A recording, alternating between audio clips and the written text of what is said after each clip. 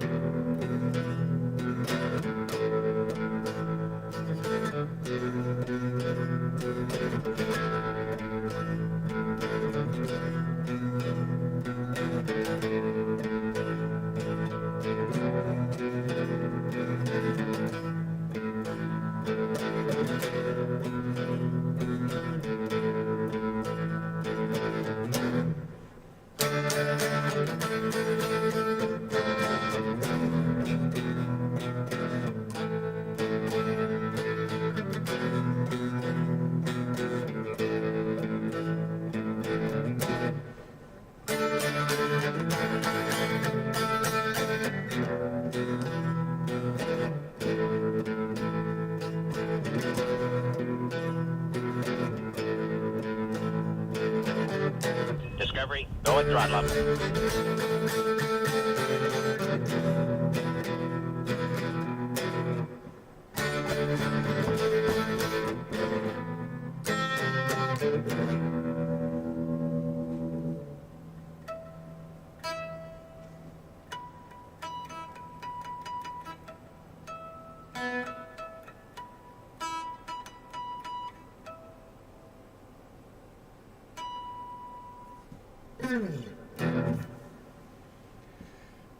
Is that Nirvana? No, no, that's not Nirvana. That's much, much, much older.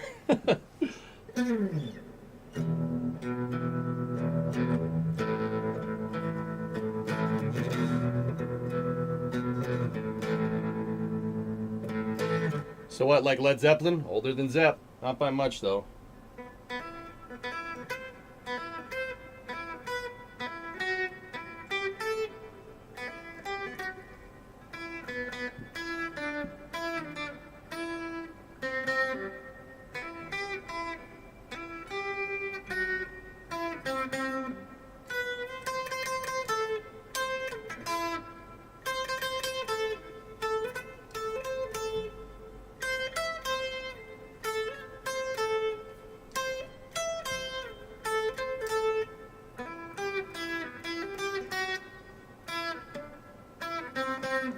Like Slade? No, it's actually, you know what? I'm not gonna say. Do you guys know who it is? Here, ready?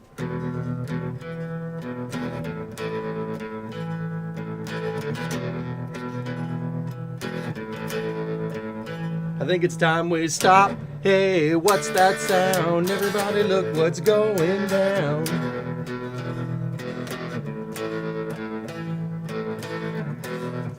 Thank you, Crazed. Thank you. Someone got it.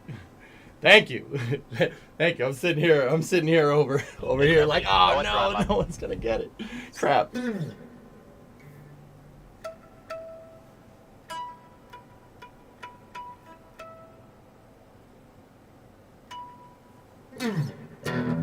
What's going down? Everybody's getting DMCA'd.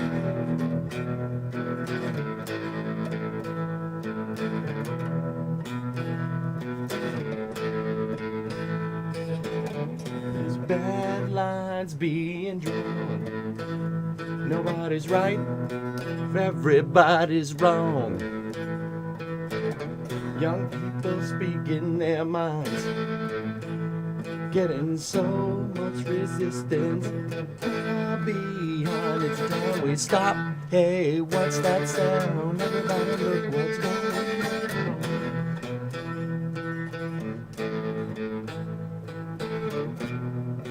on. Sounds too good. If we get claimed, I'll be amazed, dude. I'd be amazed. Ugh. Butterfield Day for the heat. What song's that? So that's For What It's Worth. It's from 1966. It's an old song. But I like boomer music, so it's kind of my thing. Here. We'll switch it up.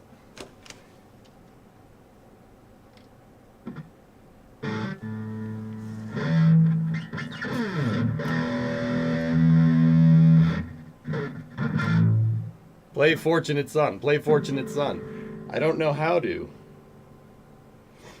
Here. As long as we're pissing everybody off today.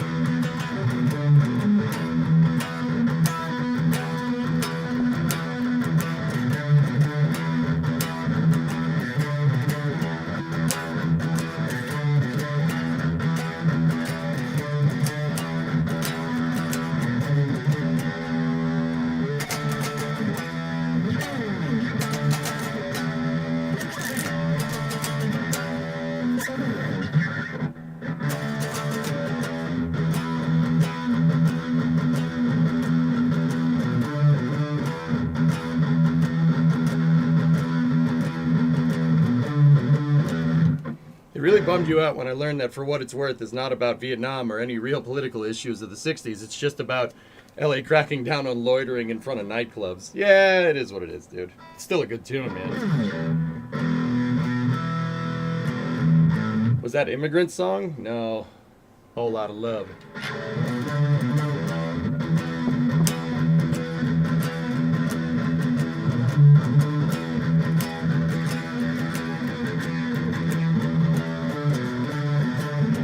You need cooling, baby, I'm not fooling. I'm gonna send you back to schooling.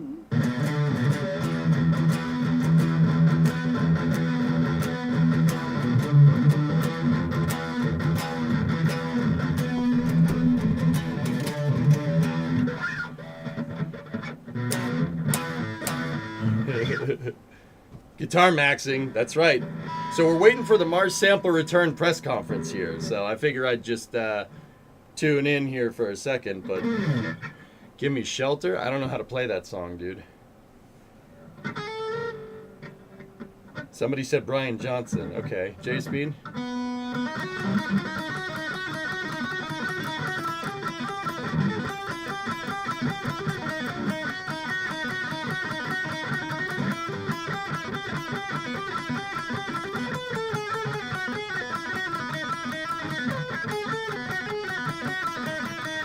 That will get claimed.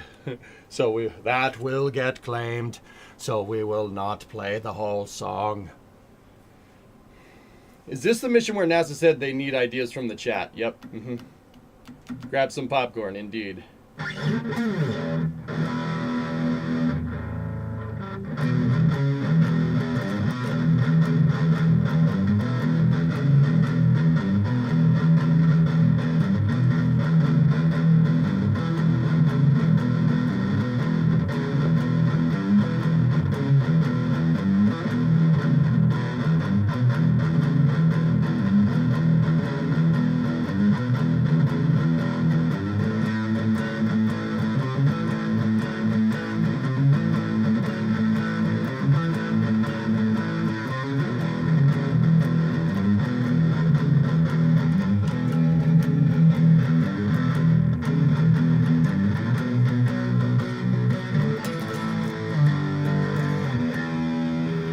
Can you play the May I Help You riff?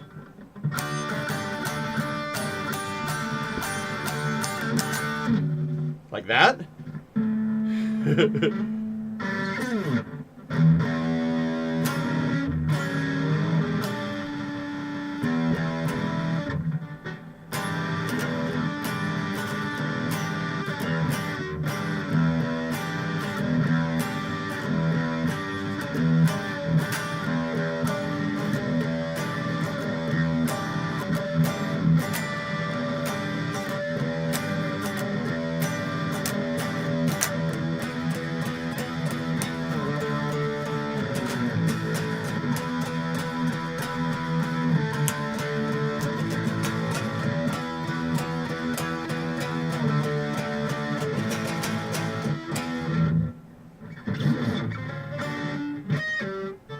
I forget where he played.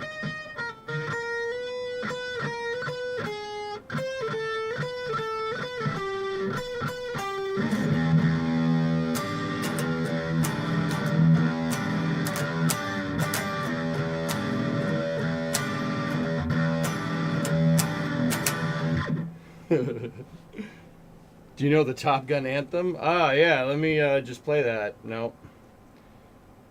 Do you know the NASA press conference music? You need a slide to play 126ers, dude.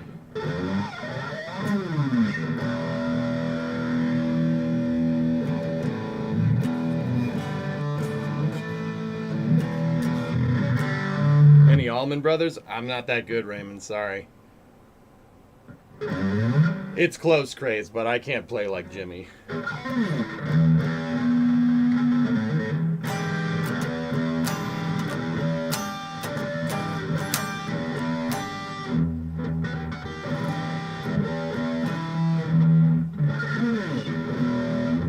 Johnny be good. Hold on.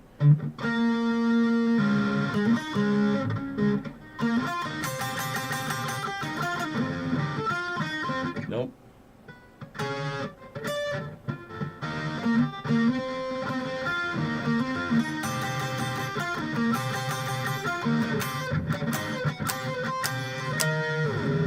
That was Run Run Rudolph. It's close to that, though.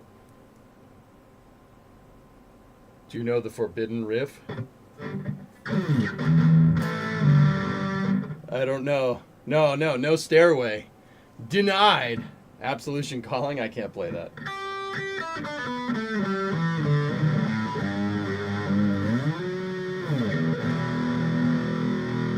The ground riff, here you go, ready?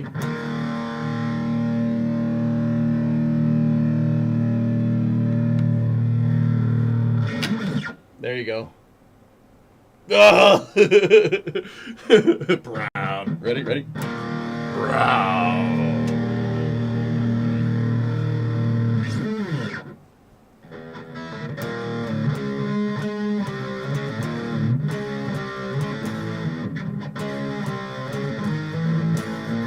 There we go, ready?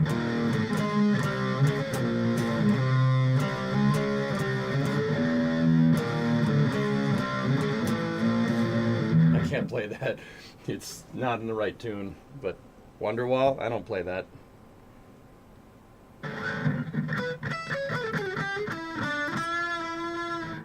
All right, one more.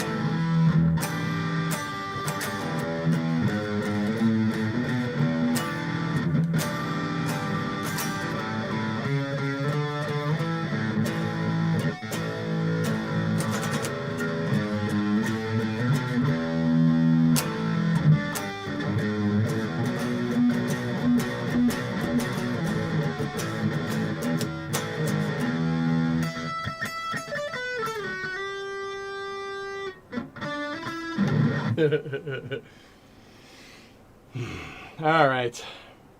Shall we? Tool? I don't know any Tool songs programmed, to be honest with you. Play this. Nah, I'm good. I don't know how to play Norman Greenbaum, dude. I could try, but...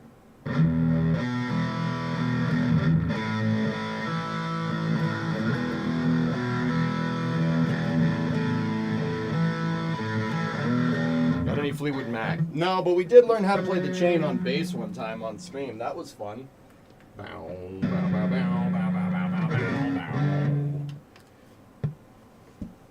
All right, let's get going. Does that guitar do muted legato? No, that's what I order from Starbucks in the morning. I don't go to Starbucks. That's a joke. That's oh Coltec, you wanted to see the axe. There you go. Look at it. You think it's a Fender, but you think it's a Gibson at the same time. Oh. Today there was an article about the private division buyer. Any news on it, Yuri? Yeah, see, I like this guitar because it's got a humbucker pickup in it, so you can make it sound like a Gibson. So if you want to play AC/DC, you can.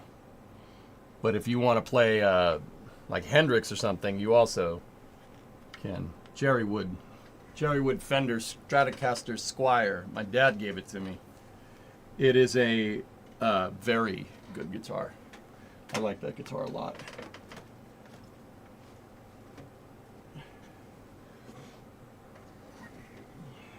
Okay. All right, let's get settled. Discovery, go and Seymour drop up. Duncan pickup. Yep. Honest question. Do you order coffee to your house like Uber Eats? Absolutely 100% not. No. The chain, man. Yeah, all right, dude. He's fishing with Ayrton, man. That's what's going on. He had places to be. Predictions for the presser.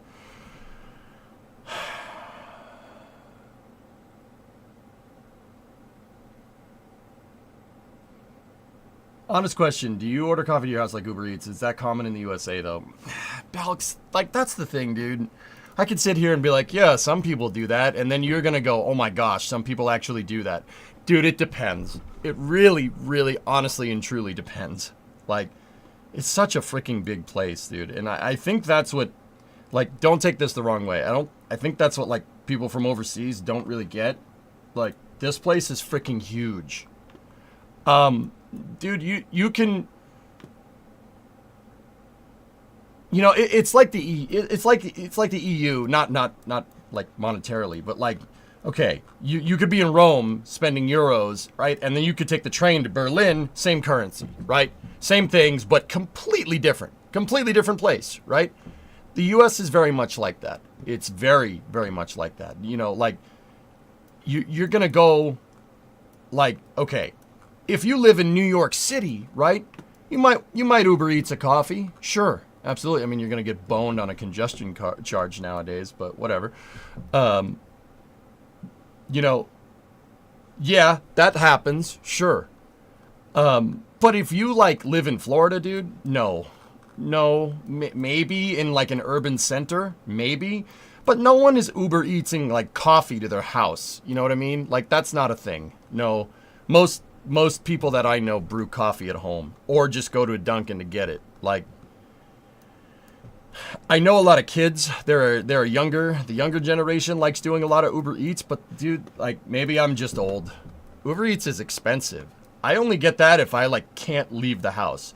But that's just me, guys. I know people like have their groceries delivered and stuff too nowadays, Balk. Like, some people do that, like elderly people do that, but I like going to the store. I like going to the store, and I like carrying cash. I'm a little old school in that regard, but Dunks is super overrated. Cajun, I think you're going into a tunnel or something. Hey, what? You're gone. Wait, where do you go, guys? He's gone. That's weird. That's so strange. What's cash/S? Don't get me wrong. I still have my cards on me. Sure. I have a card for my business, you know, card for home, etc., etc., but I always carry cash. It's always good to be prepared, guys. Like, I mean, okay, so, like, look at it this way. You know, people are like, oh, why do you carry cash? Why do you carry cash? It's so stupid. I just use my card. All right. Well, you never know when you're going to be in a situation where you might need cash and not a card. So even if you use your card all the time, just leave like $40 in your wallet or something. Like, it's not going anywhere. It's not an extra burden. Oh, you got to carry around these 2 pieces of paper. Oh, no. You know, cash, money talks, dudes. Carry cash around with you. Like, well, once again, that's another thing. Like, it depends on where you are. It really does. But always have cold hard currency on you. The chief of computers will call me a genius, move me to Moscow, and give me $1 million hard currency. I think not. Throttle up. Besides, the Americans are slugheads. They'll never detect me. B-prop! Welcome to Mission Control. Your go at throttle up. Thanks, man. Murray's up there commentating with Jim Clark, Senna, Jochen Rindt, Francois Xavier, Sterling Moss, Ascari, Alberto Ascari, Juan Manuel Fangio, John Surtees, and Nicky Lauda. I'm sure Nicky's having a good old time. That article from Bloomberg is posted in the Discord. XKSP CM Dakota. Hey, G, what's going on, buddy? How are you? So we're waiting on the press conference here, guys. Hey, Sean. Discovery, go at Yo, throttle keep up. up the awesome work. Thank you. Appreciate it. I lived through a terrible hurricane. Now I'm cold hardcore. Dude, it's like, trust me, just leave some extra cash in your wallet. You never know when you're going to need that. What is this press conference for? Mars sample return. Somebody asked me what do I think it's about? When are you flying out for Flight 7? I do not have an itinerary set yet, Zombie. This is going to end up costing me a good amount of money. New Glenn is screwing me right now. Like, these launches being so damn close together is making this difficult. I might need to go to Flight 8 instead. Just because. But here's the thing. Like, part of me is like, just wait till Flight 8. The other part of me is like, people already bought tickets with the expectation that I'd be there. So I might just take the hit and go. But yeah, New Glenn moving. Dude, this every day I wake up to a New Glenn launch date. You know? Last presser said the MSR mission was going to go from 3 billion to 11 billion, so there's that. Rocket Guy, I mean, do you honestly want my judgment here?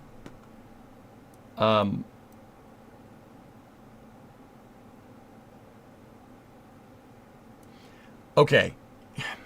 Forgive me for being a little bit cynical, okay? I usually am not like this when it comes to this stuff. Ever since Viper, I've been a little traumatized.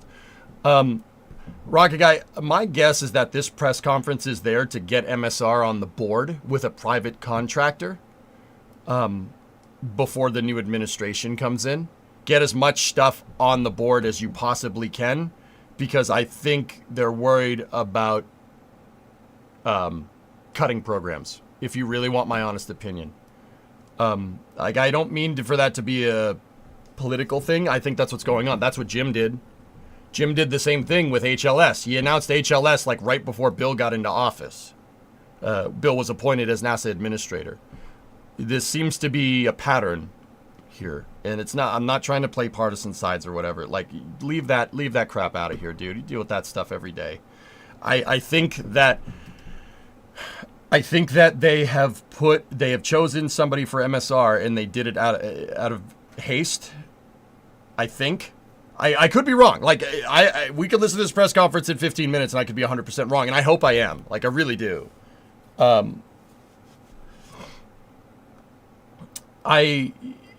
Guy, I don't really see any particular way that this is not going to be a multi-billion-dollar mission. I don't really see any particular way. You're designing a bespoke one-off architecture to go and retrieve samples from MSR, Curiosity, and Perseverance. You're designing around retrieving a very specific type of sample. There's a lot of mission constraints that are there already. Like, I don't know, you can't land near the rover. You know, like, you're not going to land near Curiosity or Perseverance, right? It'll damage them. You know, then don't get me wrong, the samples aren't being carried aboard MS Curiosity or Perseverance either. It's mostly Perseverance. I say Curiosity because they're the same type of rover, but you have a lot of mission constraints. This is a very, very complicated mission, and it's bespoke. It's a one-off thing, which there's no way this is not going to cost a lot of money. And don't get me wrong, I'm always sure, let's do it, but I think it would be much better. I think NASA, above all else, needs a rebaseline. They need a rebaseline. You have to. You need to design around something, okay? You need to design around something, and you need to design around a flight cadence, right? So, okay, let's say Rocket Lab gets this contract. And don't get me wrong, I love Rocket Lab. This is just an example. Does Sir Peter Beck and Rocket Lab have the chops to do this? Absolutely. How are you getting it there?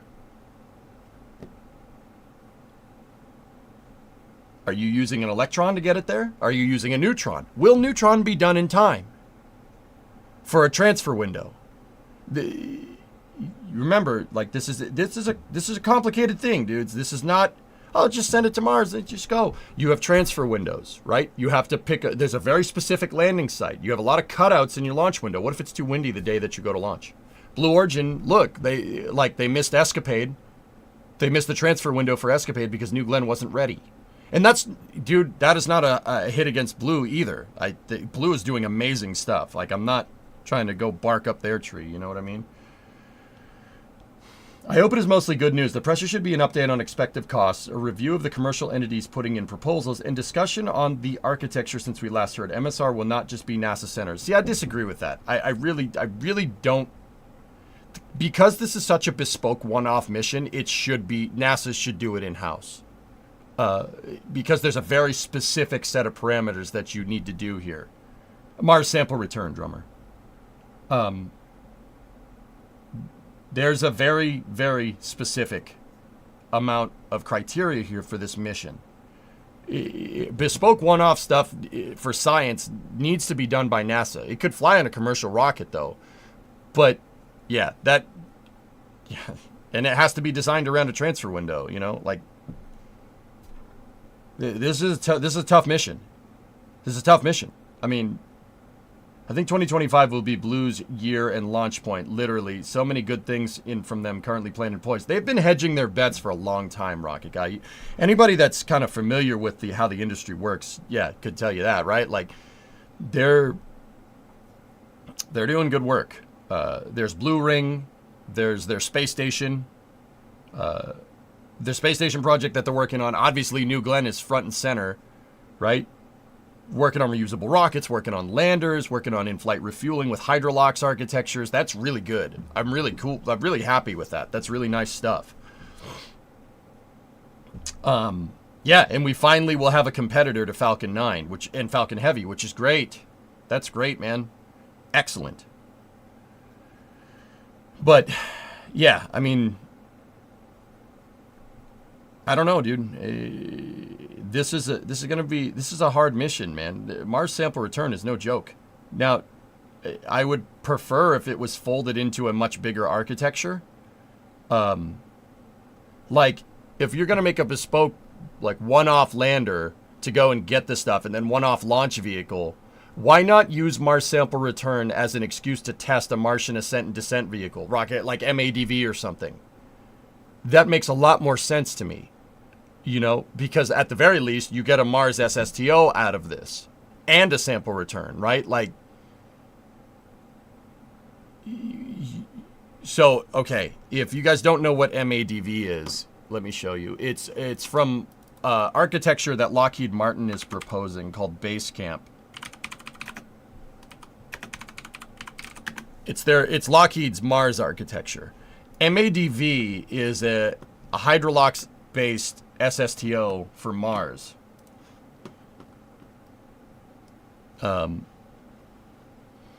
Yeah, that's MADV, a Martian ascent and descent vehicle. It's basically kind of, the front of it is kind of a shuttle, and the back of it is basically a Centaur stage. Well, it's a little more complicated than that, but you get the idea. Like, why not use that to test this?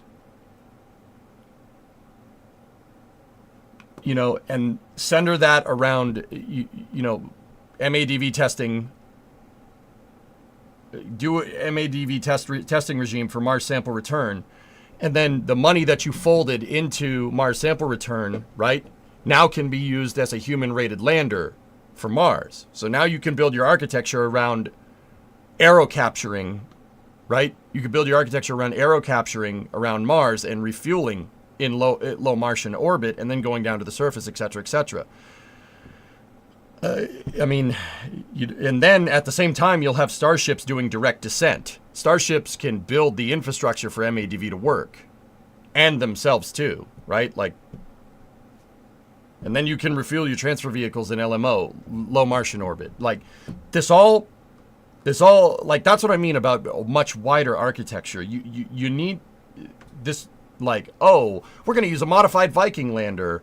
And that Viking lander is going to have a one-off style prospecting thing that's going to go pick up the samples, reinsert them in the lander, and then the lander is also going to be a launch pad. You have to make a Martian ascent and descent vehicle for a Mars sample return. Why not use that as a test to test your Martian ascent and descent vehicle? See, that's what I mean. The scope is way too granular here. In my opinion, in my direct opinion. Now, don't get me wrong, guys. NASA hasn't announced anything yet, but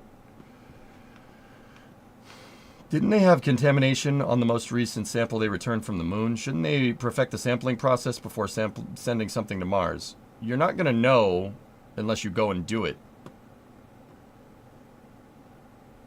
That would be cool, but we need a complete redesign and an entirely new program, since otherwise this would be all scope creep for the very focus goals of MSR. I think NASA is getting go fever for MSR, sadly. That's what I'm saying, dude.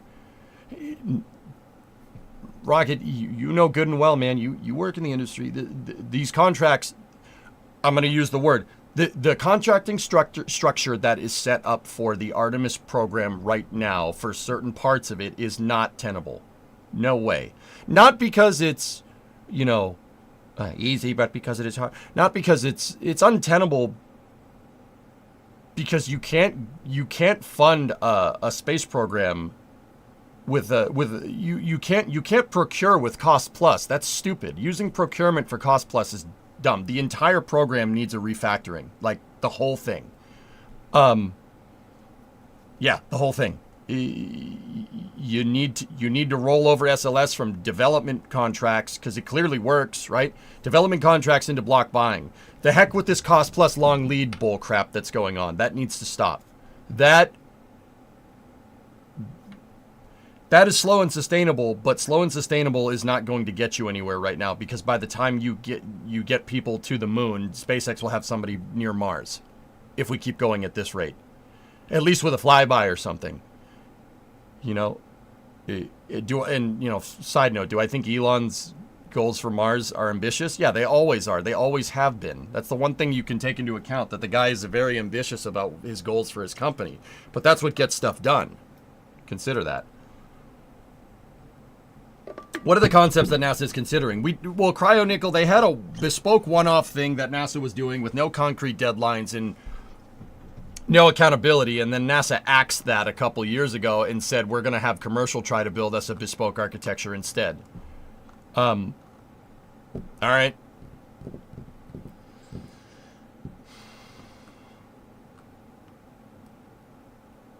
Yeah, Rocket Guy had a better summary than that. The original baseline was to have ESA develop an orbiter that would go into Mars orbit. Then I think it was Lockheed that would develop a lander and ascent vehicle. That lander and ascent vehicle is derived from Viking, which... When's this presser supposed to start? Very soon, actually. Let me get it up here.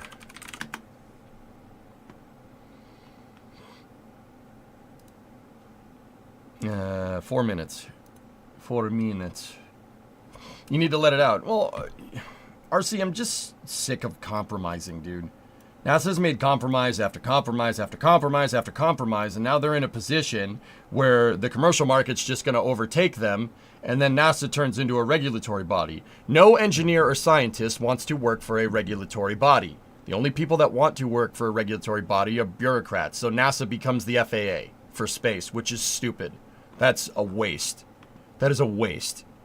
huge waste of resources and a huge loss for our national space program. I don't like it, and it needs to be fixed immediately. Yeah, that's it, man. You can't. Some of the stuff that NASA does is okay. A good example would be this. Here, let me show you.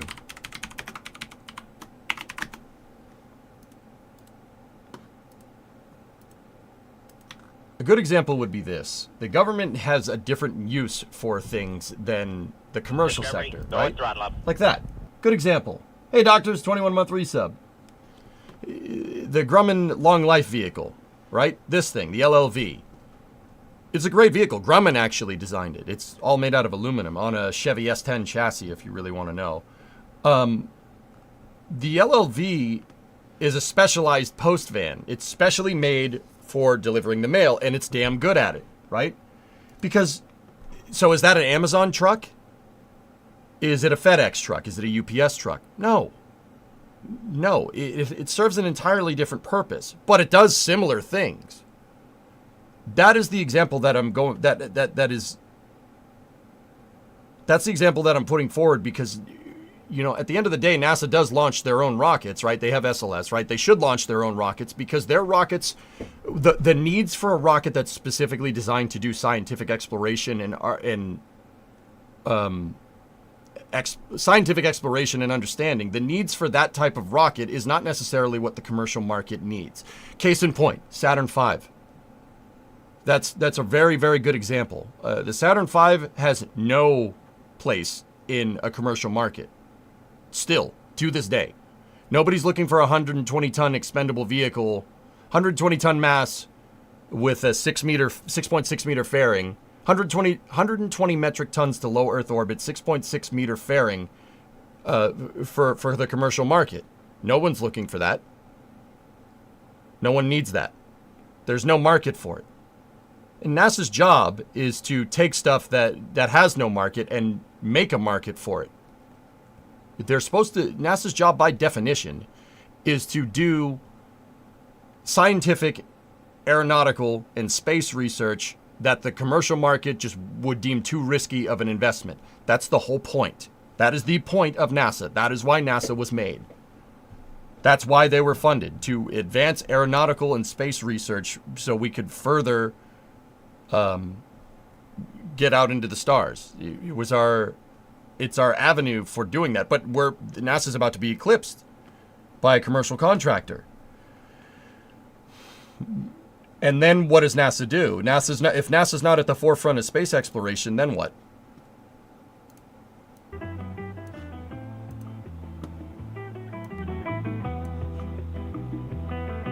About to be. Yeah, exactly, Bedian, right?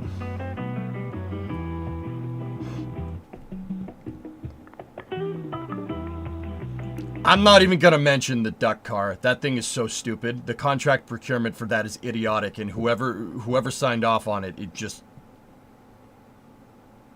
Don't get me started on that. I'm not going to say nothing.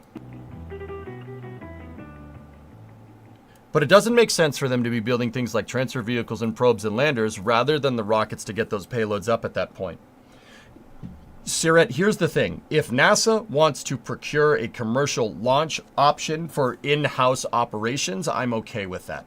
For example, I'll keep the cool music in the background. For example, say Starship works, and it works excellent, and it does everything that Elon wants it to do. NASA should buy a couple.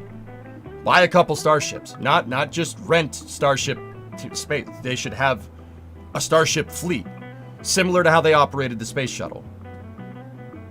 Right? Here. That's worked very, very well in the past. Procuring stuff for scientific exploration and understanding. That's worked really well in the past. A Starship with the NASA paint job and blue stripes? Sure, absolutely. Starships that are specifically designed for scientific exploration, I'm okay with that. That's fine. If you want to do that, sure. But NASA should never farm out. They should never farm out the entire launch architecture. NASA needs to retain in-house operations, and that includes launching. Hey, James, Tier 2, 93 months. Thanks, man. Is this music okay for YouTube? Yes. Yeah, exactly, Space Coast. NASA has their own aircraft fleet. They have Gulfstreams, they have T-38s, they have WB-57s, they had 747s, they got rid of all of them. They had Convair 990s, C-141s. They had a whole fleet of this stuff. If they want to procure starships for their own operations, sure, absolutely. I don't have a problem with that. That's fine.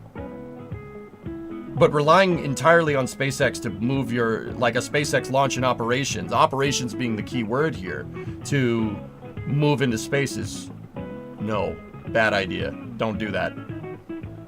They had SR-71s. There you go. F-15s, F-18s. Yeah, there you go.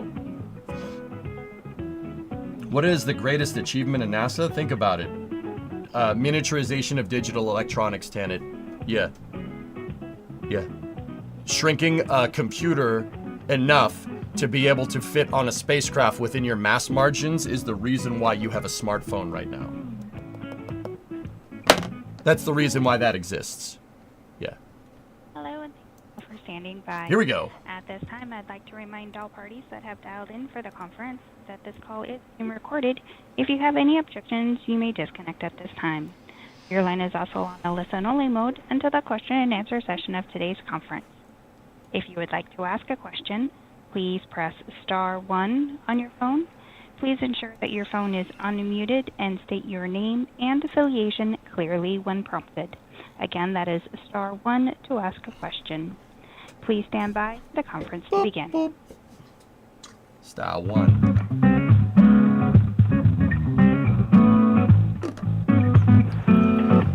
All right. Well, I'm going to get my notebook out. My ESA notebook. We're gonna take some notes here. So what I'm gonna do here, guys, is I'm gonna shut up and I'm gonna take notes. Okie dokie. So if you see me just staring down like this, I'm writing stuff. I'm writing stuff down.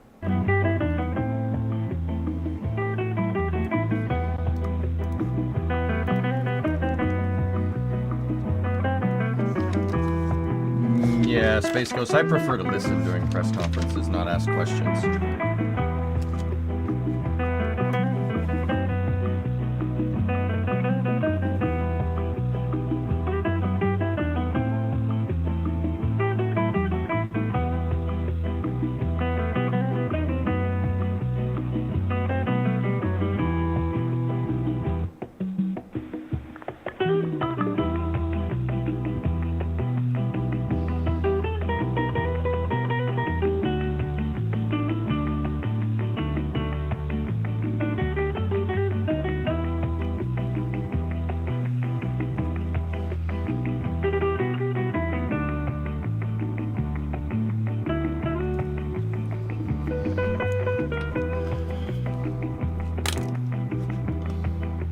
Please stay on the line. Your call is very important to us. All of our operators are currently busy.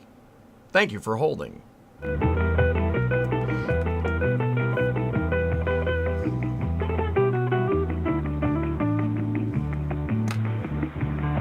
Did you know that NASA is returning to the forefront of space exploration by sending people to the moon sometime in this decade?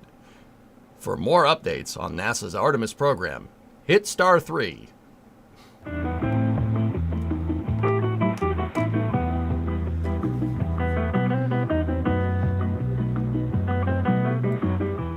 Did you know that NASA has had somebody on orbit since December of 2000? NASA has operated a continual presence in low Earth orbit for 24 years. For more information about the ISS program, please hit star 5. Oh, okay. And Mira Bernstein with NASA's Office of Communications. Welcome to the update on NASA's Mars Sample Return Program. Here in the room with me, we have NASA Administrator Bill Nelson, and on the phone we have Nikki Fox, NASA Associate Administrator, Science Mission Directorate. Each of our speakers will share opening remarks, and then we will take questions from reporters on the phone line. Also available to take questions are Jeff Grambling, Mars Sample Return Program Director, and Danya Douglas Bradshaw, Mars Sample Return Deputy Director. Reporters can enter *1 on your phone to be entered into the question queue at any time. So first, I will turn it over to NASA Administrator Bill Nelson. Hey, everybody. Since February of 2021, the Perseverance rover has been collecting samples on Mars from the lake bed of the Jezero crater, up the sides of the crater, at the location where a river once came into that lake, and it's going up onto the rim of the crater. And at the end of the day, we'll have about 30 samples, all sealed, that are cores that have been drilled, that are about the size of a cigar, sealed in titanium tubes, all about the size of a cigar. And as that plan had proceeded, it continued to be delayed as to when we would get the samples back, and the cost began to accelerate to the point that earlier this past year, it was thought that it could be as much as $11 billion, and you would not even get the samples back till 2040. Well, that was just simply unacceptable. It was my decision that, in consultation with everyone, we pulled the plug on it. And in April of this past year, announced that NASA would go out and seek innovative new designs on how to return the samples to Earth, and to have that at a much less cost, and to return those samples in the decade of the 2030s. Lower not only the cost, but the risk and the mission complexity. And so a Mars sample return strategy review team is what its name was. It was formed to assess those proposals that would come in and offer suggestions on a new architecture. So we're telling you today where we're going forward on this. All the work that has taken place since April of 24.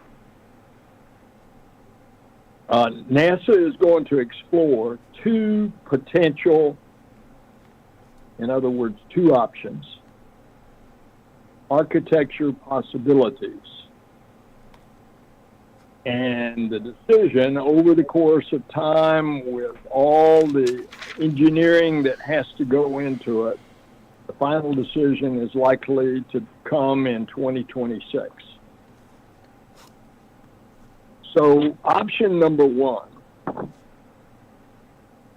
is to use what has already been previously tested and successfully used on the entry, descent, and landing capabilities, and that's the Sky Crane. And it's been used twice successfully on Curiosity and Perseverance. The second architecture, or option two, is looking at the possibility of going into commercial capabilities of a heavy lander with existing commercial partners. Either of these two options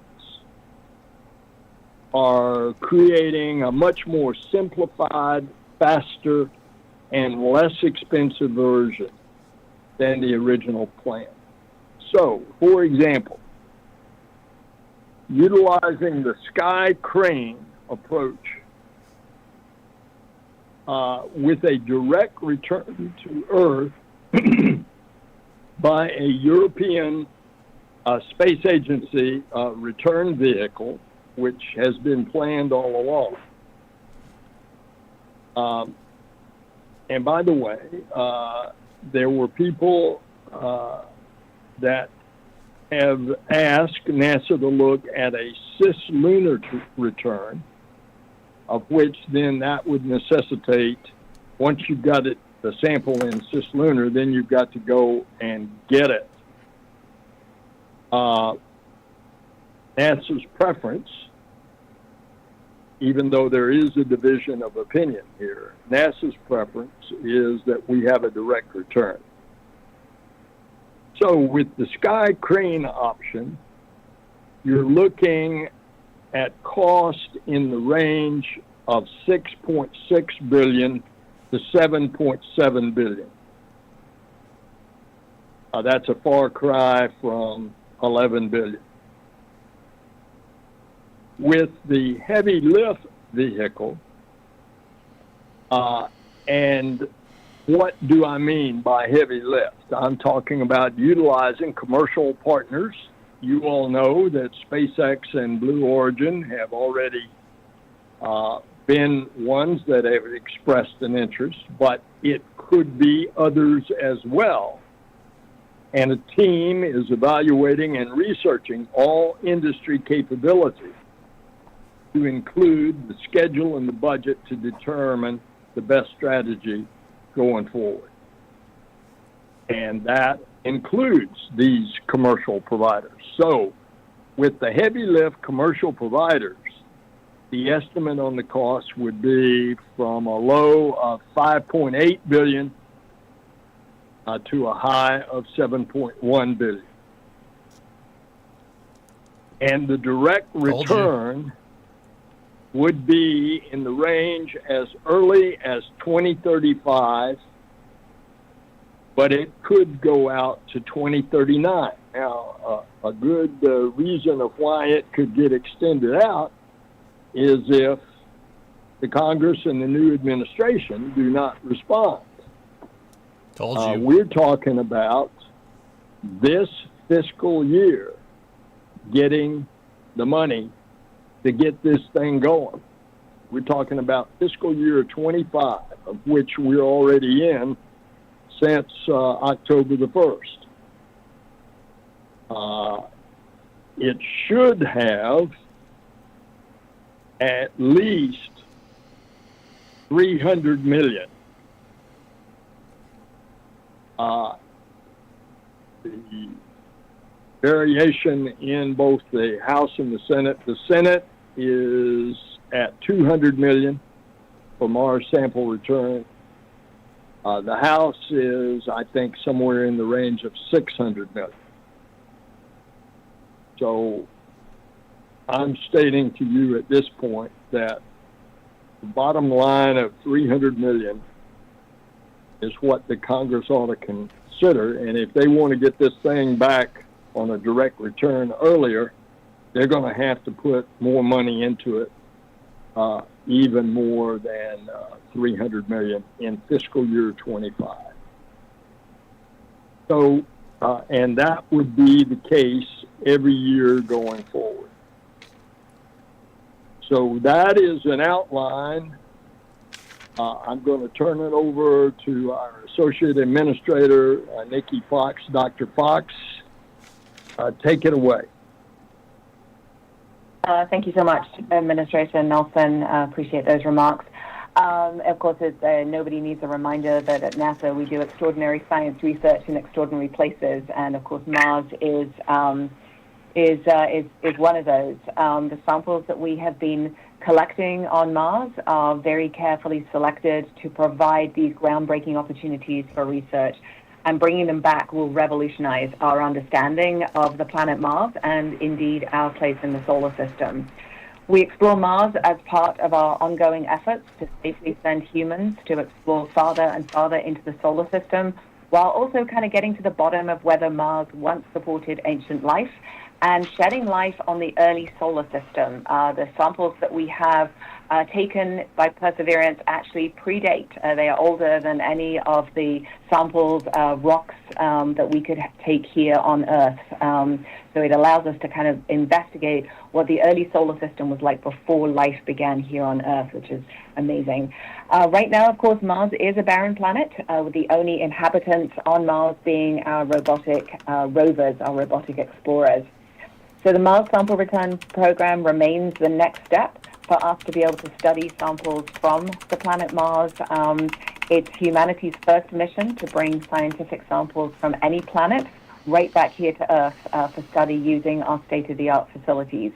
So they'll not only help NASA prioritize which areas of the red planet might be the most fruitful for our future astronaut-led research, but they'll also lead to more incredible scientific discoveries about what life might have been like here on Earth, or rather what Earth was like before life, as well as what life might have been like on Mars, and indeed what it could look like in the future.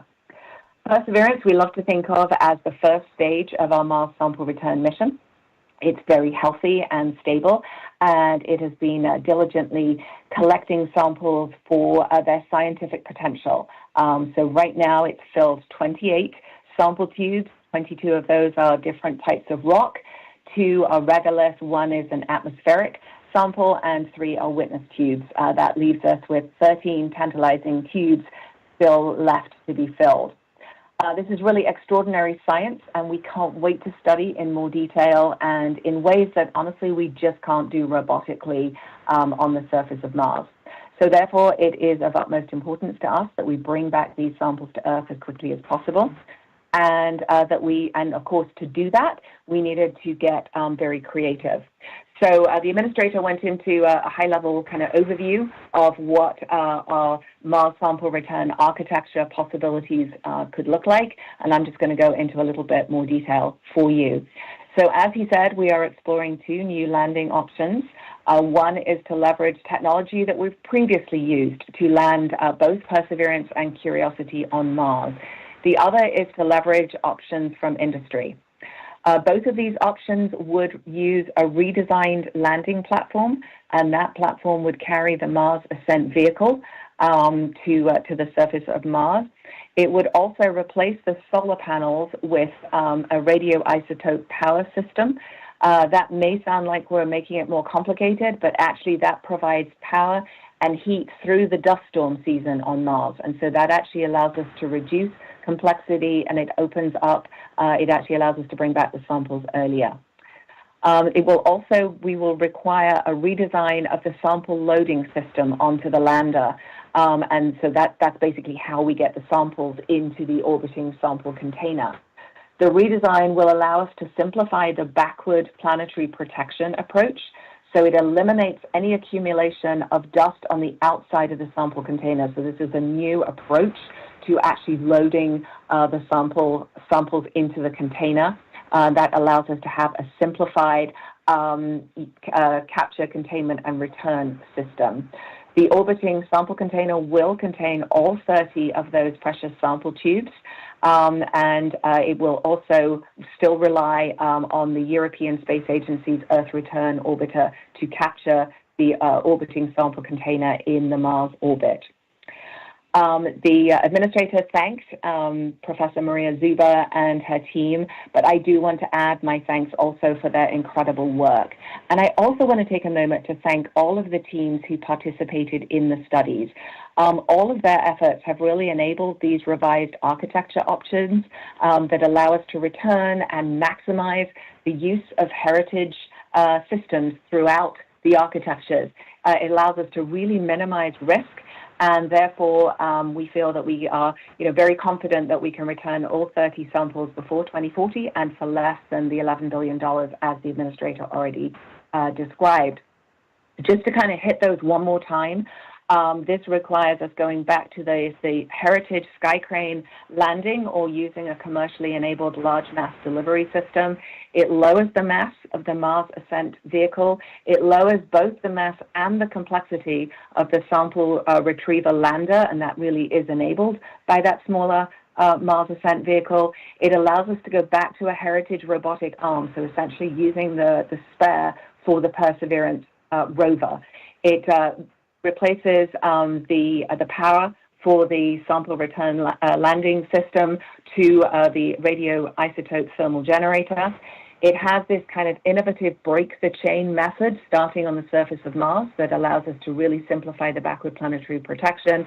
That enables us to simplify the capture, containment, and return system. And it also reduces a lot of organizational complexity. And once again, it really lowers the risk on the mission. So we're really excited about this. As always, my priority is to find a path forward for Mars sample return within a balanced overall science program so that NASA science continues to deliver every second of every day for the benefit of all. And all of these new possibilities that we've outlined today will help achieve that. It'll help us achieve delivering this science for everybody. It will allow us to bring back the samples earlier, so the United States can continue to lead the world in its mission to explore the next frontier for humanity, or Mars.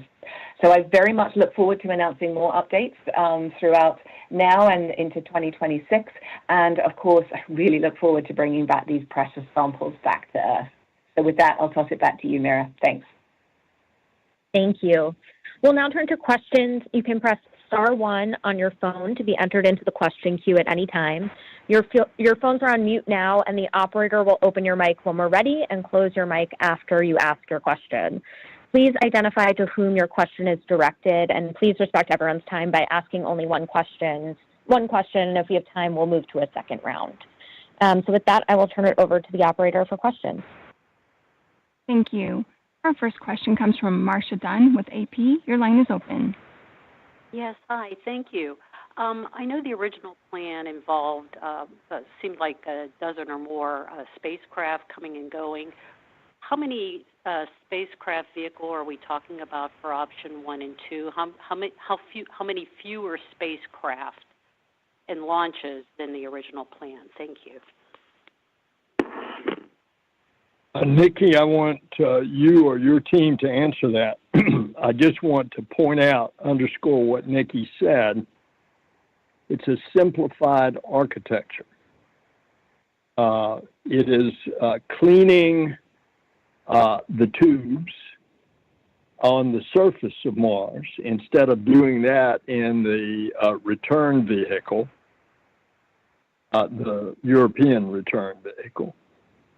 It's a simplified catcher's mitt program. It's using one of the already created arms for Perseverance as the means by which of transferring the tubes out of Perseverance over into the lander, which then transfers them into the Mars ascent vehicle. So the architecture all the way around, she mentioned also the generation of electricity and the reason that needed to be changed. So the whole system not only is smaller in volume and smaller in weight, but is a much more simplified system all the way through. Go ahead, Nikki. Thanks so much. I appreciate that. Thanks for the question, Marcia. So it doesn't actually reduce the number of, we still need to launch, so there's still a launch of the landing system, and there's still the MAV to launch from the surface of Mars, and there's still the Earth Return Orbiter to essentially return the samples back to Earth. There's no sort of easy way to get rid of any of these elements. These elements are there throughout. It's just really focusing on simplifying each of those pieces, as the administrator just said. But the actual launch and landing hardware, the tally remains the same.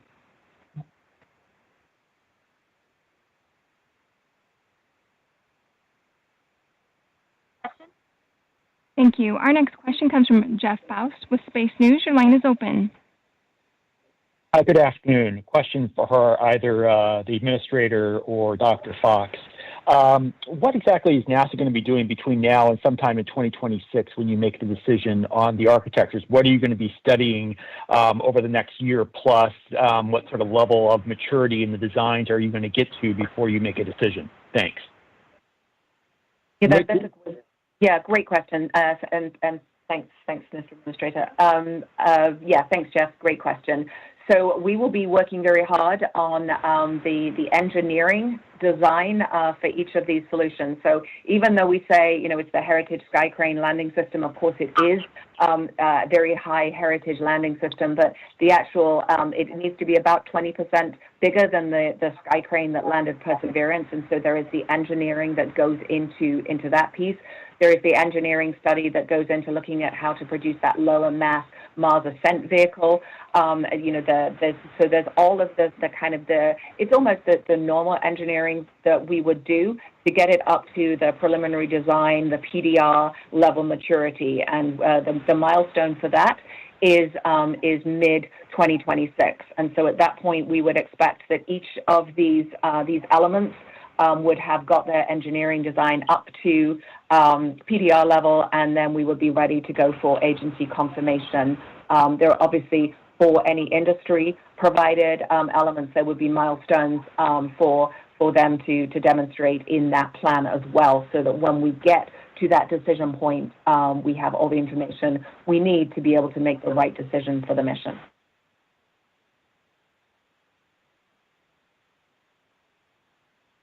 Next question. Thank you. Our next question comes from Nell Greenfeld-Boyce with NPR. Your line is open. Thank you for having this briefing. Happy New Year. Administrator Nelson, you mentioned there was a difference of opinion on direct return to Earth versus, say, putting samples in lunar orbit. Why does NASA prefer direct return to Earth? And also, you mentioned the Mars Sample Return Strategy Review team. What recommendations did they have that you all chose not to pursue? Thank you. Thanks. Nikki, pick up on the specifics, but let me just say, if you send the sample into cislunar, then you've got the additional cost, engineering, and time to have to go retrieve it and bring it to Earth. And if you can bring it safely on the European return vehicle straight to Earth, that's why NASA's preference is to have direct return. Yes, there was a difference of opinion on that team, and I'll let Nikki speak to that. Thanks so much. Actually, you nailed it. That's exactly why we prefer the direct to Earth. It actually, overall, it reduces complexity because there's one less element. Otherwise, you almost have to add a fourth leg to Mars sample return to go and find the off in cislunar and return it to Earth. It does add cost in the near years because you are moving ahead with, you're kind of trying to do everything in parallel, but there's significant cost added in the out years if we have to budget to actually go and get those samples back from cislunar.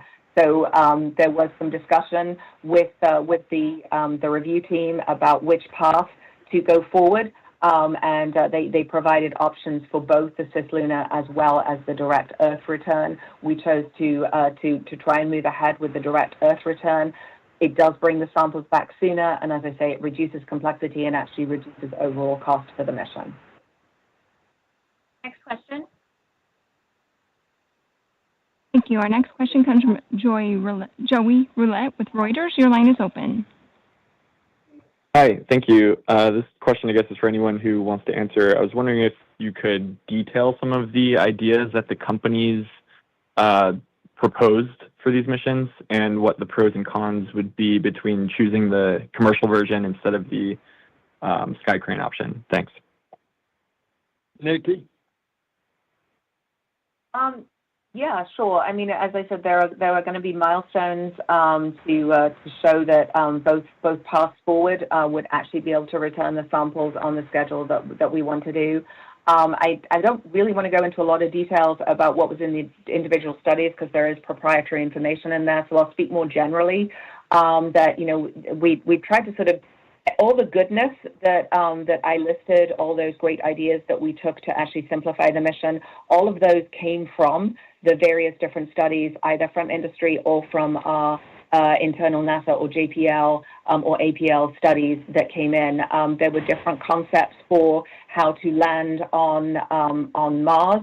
We looked at each of those concepts. We sort of boiled it down to going with a higher heritage sky crane when we were able to actually do the engineering simplifications to actually allow us to be able to use a sky crane, basically getting the mass down of the landed mass. And then in the industry studies, some of those had a kind of sky crane architecture. Some of them had powered landings, and some of them had a large landing capability. Wonder what that is. Question. Thank you. Our next question comes from Joel Achenbach with Washington Post. Your line is open. Thank you so much. One question is, were you hoping to make a final decision by now? I mean, you're not deciding finally whether you're going to go one path or the other. Why can't you decide now which is the best option? And just to clarify one thing, the sky crane method, would that be a JPL operation since they invented the sky crane? Thank you. Nikki, you take the last part on the sky crane. The reason Nikki has explained that they need to flesh out all of the possibilities of what's required in the engineering for the commercial option. We want to have the quickest, cheapest way to get these 30 samples back. And the next reason to answer your question is, this is going to be a function of the new administration in order to fund this. And it's an appropriation that has to start right now, fiscal year 25. And it's going to have to continue on. It's going to have to continue at a level that you could get either with the heavy lift vehicles, get back in a direct return in 2035, as opposed to stretching it out in the decade. It's going to be a direct function of how the appropriations goes. So for those two reasons, is why we are at the point of announcing to you the two options today. With regard to the sky crane, Nikki?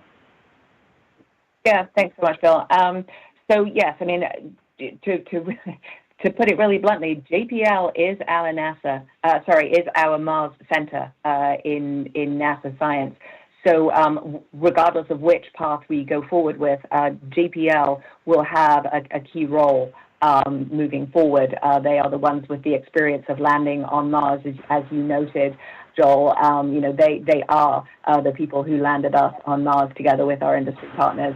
So they would be moving forward regardless of which path with a key role in the Mars sample return.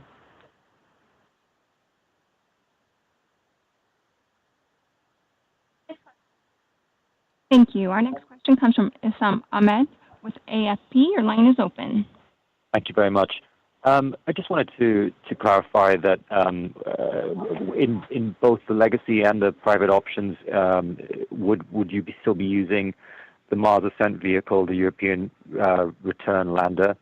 And if you could just sort of flesh out a little bit more what the cislunar versus direct options look like in terms of the trajectory, that would be very helpful. Thank you. The answer is yes to both of your questions. Go ahead, Nikki. Thank you. So yes, the Earth Return Orbiter is a key piece of both of the paths forward. The Mars Ascent Vehicle, yes, we definitely need a way to get off the planet. It's hard to land on Mars. Man, it's hard to get off Mars. We're very excited about working with our partners on continuing to look for ways to do that. The enabling piece in the new architecture, I can't say this enough, the enabling piece in the new architecture was really being able to get that smaller nav, the smaller Mars Ascent Vehicle that allowed us to go back to the Sky Crane, which is really, really key. But yes, we would require a Mars Ascent Vehicle in both of the scenarios. Some of the engineering work that needs to be done is looking at the launch loads that would be on the landing system on either one of the two paths. You have to be able to, in order to have a Mars Ascent Vehicle that's ready to ascend from Mars, it needs to survive the landing. And so there is some engineering work that would need to be done on, exactly what the Mars Ascent Vehicle needs to look like in order to be able to do that. That is part of the work that we'll be doing in the next year, coming into that decision point mid-2026. But both of those are very key. And then you asked for a little more details on the direct to Earth versus the cislunar. If you kind of think of the direct to Earth as a sort of OSIRIS-REx type operation where there is an Earth flyby and the sort of return piece is dropped with parachutes in the same way, very, very similar to the way that we returned those OSIRIS-REx samples. So that would be that's the direct to Earth trajectory. Coming into cislunar, obviously it's a different trajectory, but it allows capture by the moon. Then the kind of return piece would stay in orbit around cislunar, pending us sending something up to return it. I'm actually going to ask Jeff Gramling if he would like to add anything about the specifics of the different trajectory.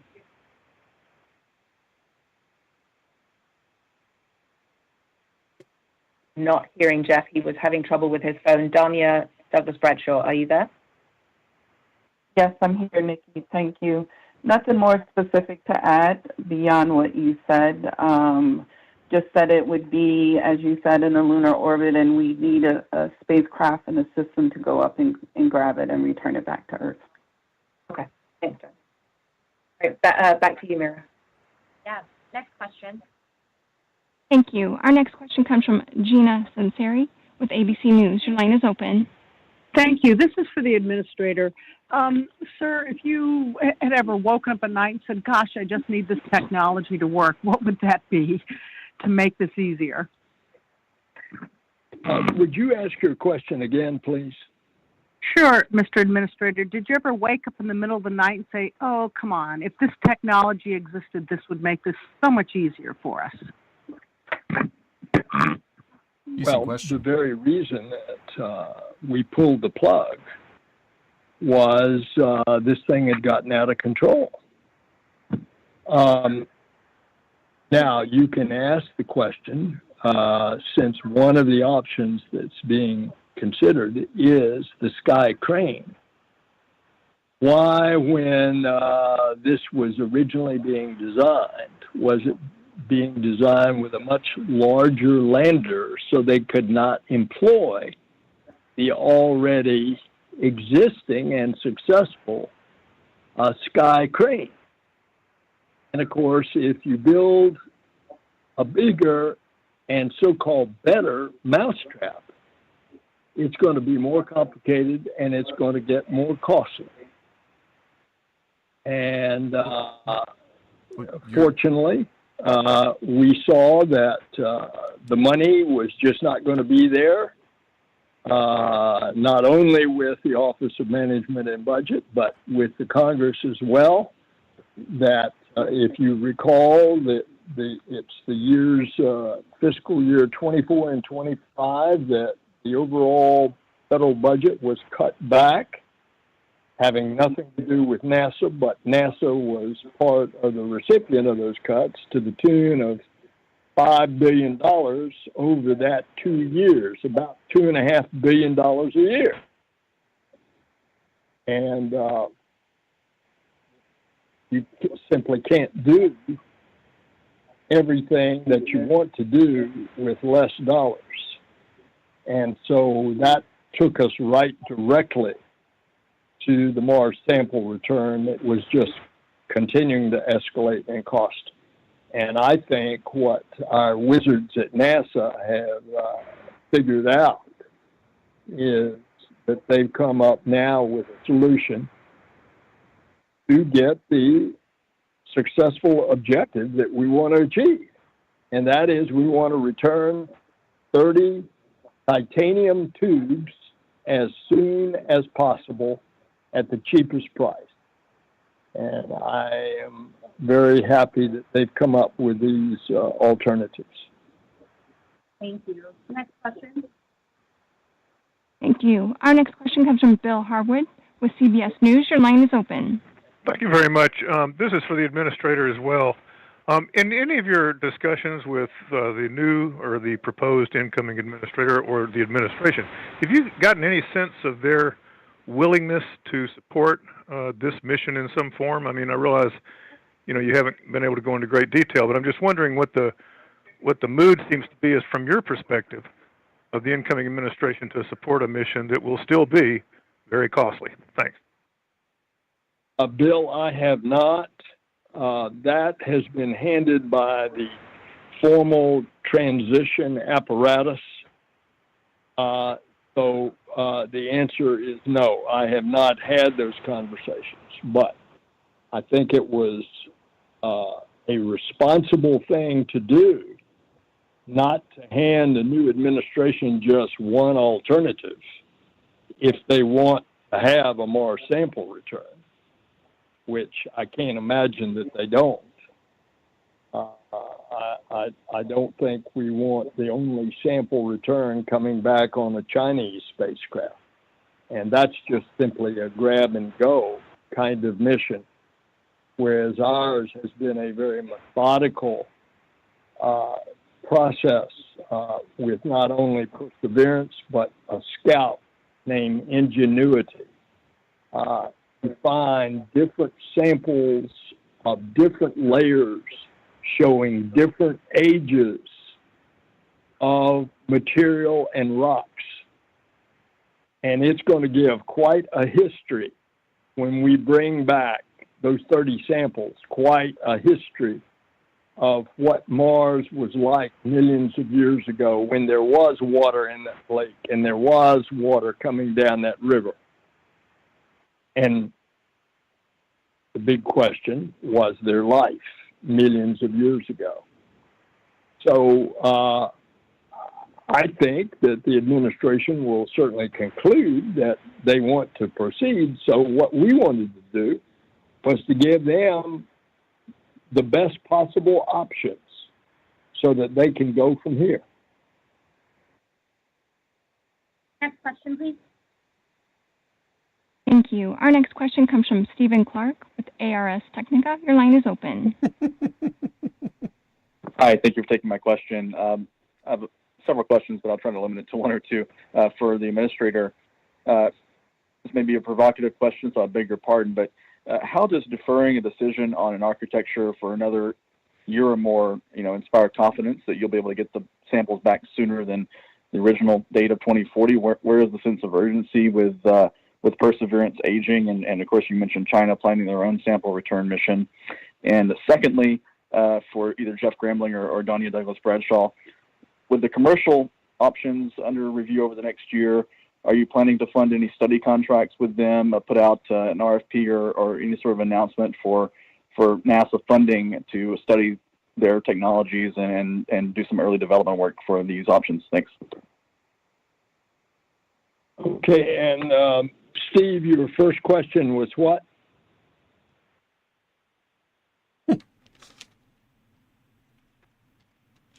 Steve? What's that, Ellen? I'm not sure he can come back, actually. Okay. He was asking, really, I think the essence was, why are we waiting a year and how does that enable the new administration to make a decision when we're obviously trying to do this as fast as possible? And I think you explained that in the engineering that has to go into an evaluation. You want to run that by again? Yeah, sure. I mean, we will spend the next year doing all of the engineering to get us to a point where we can make, it isn't just actually making the decision on which path to go forward.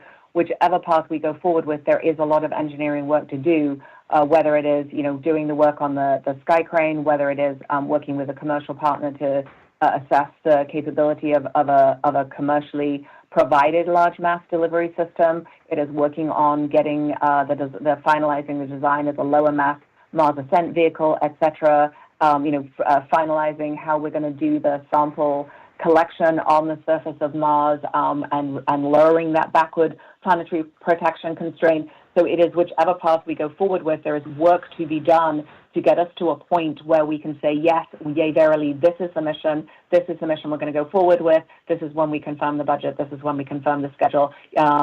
Steve, you know that as KDPC in NASA speak, that is our confirmation review, and there is quite intensive engineering work that needs to be done to get us to that point with either of the two paths.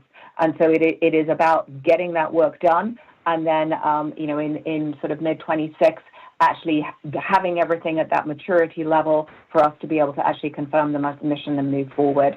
And we are, ready, kind of poised in the starter's blocks to be ready to start doing that engineering, pending, obviously, support for the mission moving forward. And Steve, the function of when the sample return could be done is a function of the administration making a decision on how much money they want to spend. And that is the province of the new administration that comes in. The path that we've set now also is a path that would launch the European return vehicle, would launch in the year 2030. And all of this stuff, and so expenditures have got to be made now in order to get all of this done, even though the final engineering on just the question of the lander, there's all these other things that have to be developed as well. The catcher's mitt, the cleaning of the tubes, the new kind of electrical generation, all the lander itself, which the arm, the utilization of an arm that has already been developed for Perseverance, all of those are expenditures that have to start now.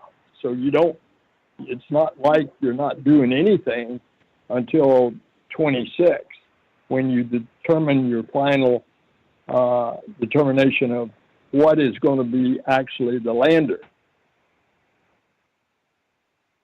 And there was a second part of the question that I think you wanted Jeff or Danya to answer about the path forward for including industry. Jeff Gramling, I think you're on now. Can you hear me, Nikki? Yes, I can. Yeah. Do you want to hit All that right. one, Jeff? Yeah, great. So, yes, I think the question was, what's the plan to get procurements out to enable the dual path approach? So the answer is we would like to get those in place as soon as possible. We've begun conversations with our Office of Procurement to do that, and we're working to put a plan together here in the next couple months for agency approval, and we're looking to get those done as soon as possible so that we can have the maturity that we're looking for at the agency confirmation review that Nikki was talking about. Thanks, Jeff. Thank you. We're going to try and get through a few more questions before we have to hop. So next question, please. Thank you. Our next question comes from Alexandria Witze with Nature Magazine. Your line is open. Hi, thanks for taking my call. My question is about timing. If there's a decision point in mid-2026, what is the earliest possible launch date for each of the two options, and how do you get all that work done between mid-2026 and that launch date? So thanks for the question. I'll sort of answer the second bit first, which is, we'll put together a really comprehensive schedule to show that we can do all of the work. And that's just kind of business as usual. We do move fast once we confirm the missions to move ahead with getting all that technical work done. The earliest possible launches that we would be looking at would be 2030 for the Earth Return Orbiter and 2031 for the other piece, the Sample Return Lander. Thank you. Next question. Thank you. Our next question is from Alan Woodward with Wall Street Journal. Your line is open. Hi, thanks so much for taking my question. This is for the administrator. So MSR is a flagship program that historically would have always been run in-house. And, so we're broaching the possibility of enhanced, more commercial participation to cut costs. Sort of what does that say, I guess, about the state of NASA and its centers or JPL, as you said, it is Mars specifically to sort of pull off flagships? It says that we have not only commercial partners, but international partners as well. And here's a good example of MSR. You see that in the going to the moon with humans and ultimately on the Mars. You see that we're going back in a different way, not a way that we did half a century ago, which it was just entirely government. This time it's with commercial partners and with international partners. Yes, just to add to that, it's a great question, and we have just a long, rich history in NASA science of working very closely with our commercial industry and our international partners, as Bill just said.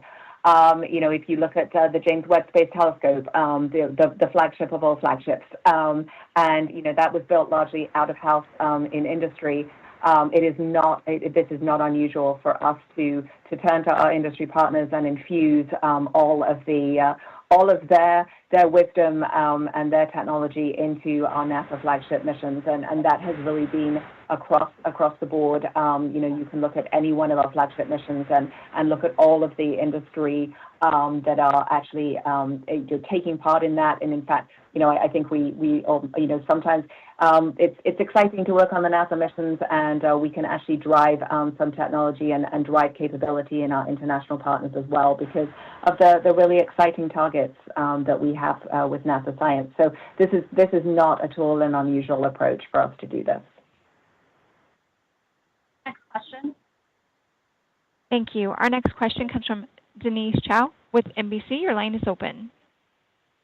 Hi, thank you for Administrator Nelson. I'm wondering how much of NASA's decision-making up until this point and also until you have a final decision in 2026 will be guided by trying to at least stay competitive with China's plans for a sample return from Mars and how important that is. Thank you. You cannot compare the two. Ours, as I explained earlier, is an extremely well thought out mission created by the scientific community of the world as to what are various sites in and around the Jezero crater that will give us a picture of the historical record millions of years ago when there was water there. And of the total number of samples is, I think, upwards of 40, but there are 10 that were placed on the surface on an earlier iteration that was, again, a very expensive iteration that was to fly a lander back with a helicopter that was going to pick up the 10 samples. That was a fallback position if something happened to Perseverance. This one, they are confident that Perseverance is working where it can crawl over to the lander And of course, the lander would be landing near Perseverance in its location at that particular time.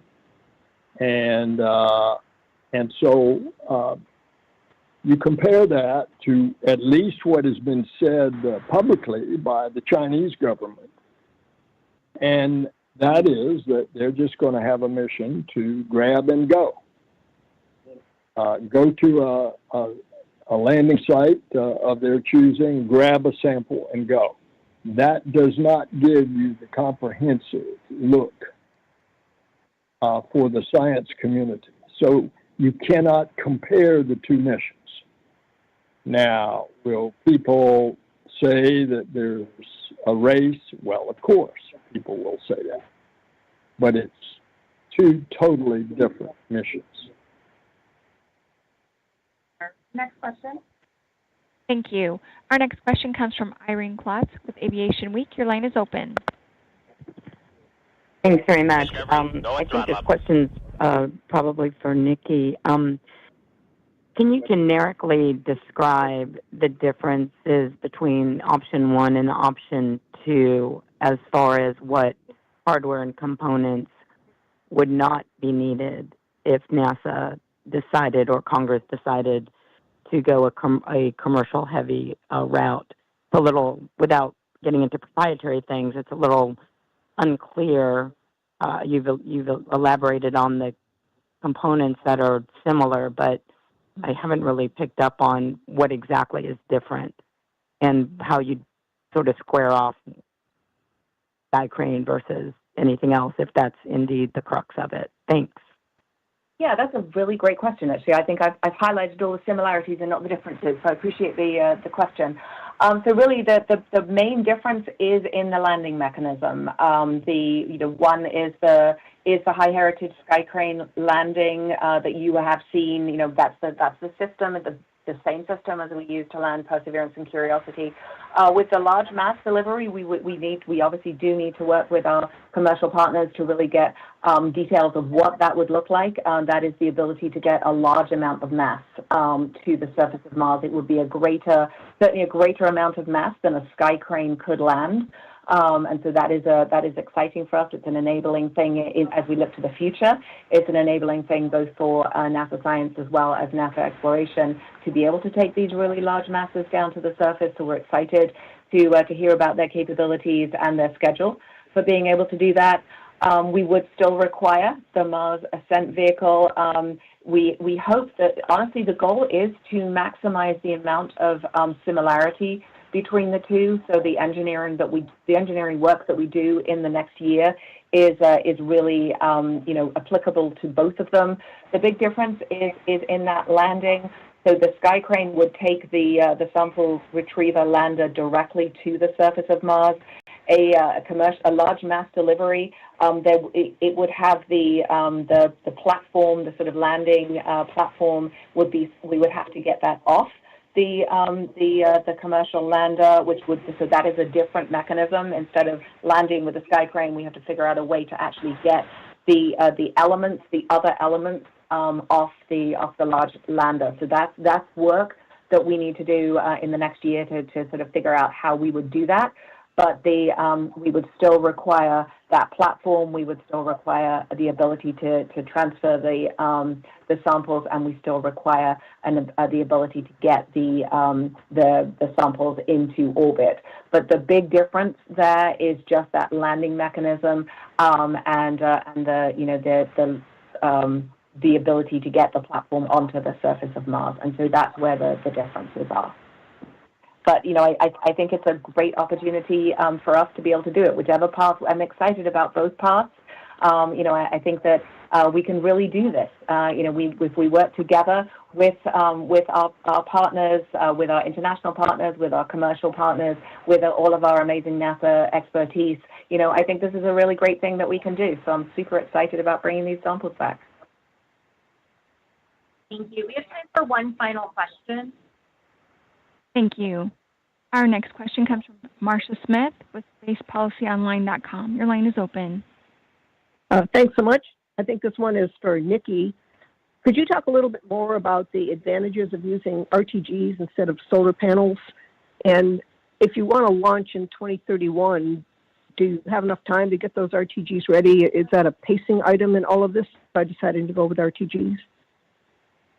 Thanks for the question. I'm going to unashamedly phone a friend who has a lot more information about this, which will be Jeff Gramling, and I'm going to ask him to answer the question about the advantages of the RTG over the solar panels, what that enables.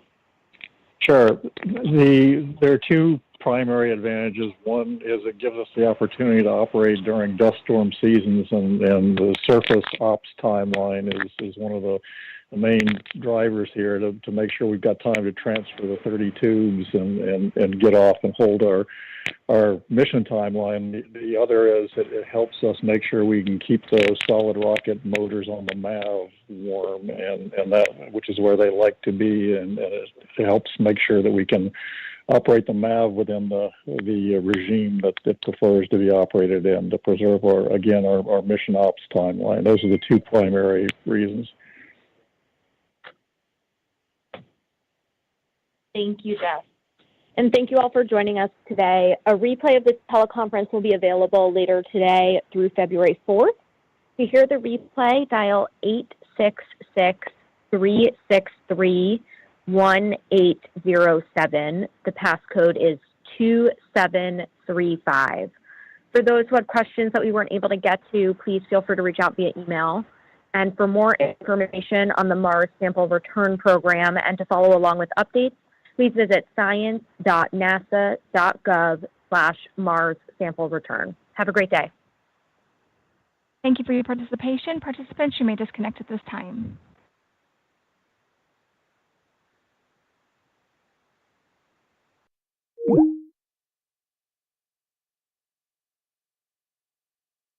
I took a lot of notes. I have 7 pages of notes.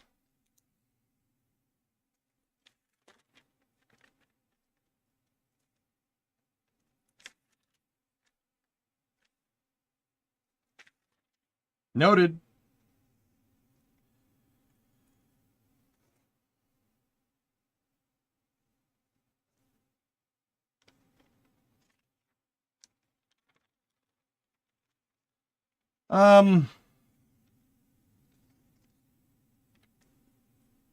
Discovery, go at throttle up. All right.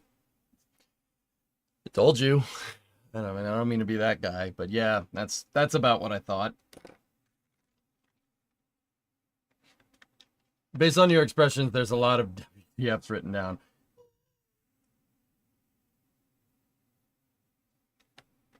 Yeah, I wrote a lot of stuff down. 7 pages of informats.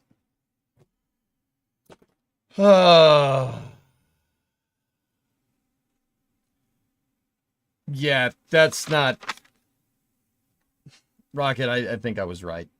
That doesn't really inspire a lot of confidence. So the gist of it is that NASA is looking at 2 options for their rebaselining for sample return. One of them is the same thing that they canceled.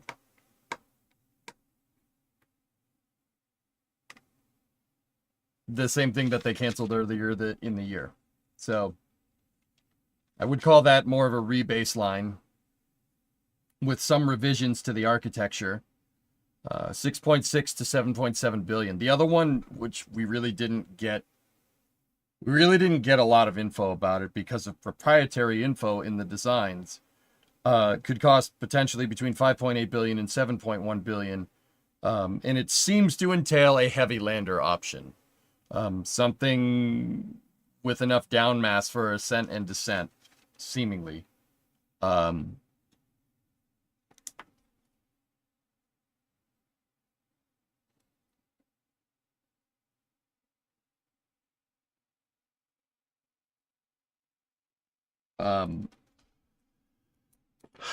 You guys, that okay. So the rebaseline option is using a variant of the Mars Science Laboratory sky crane. That's the same sky crane that landed Curiosity and Perseverance. Keep in mind I said variant. We'll get to that later.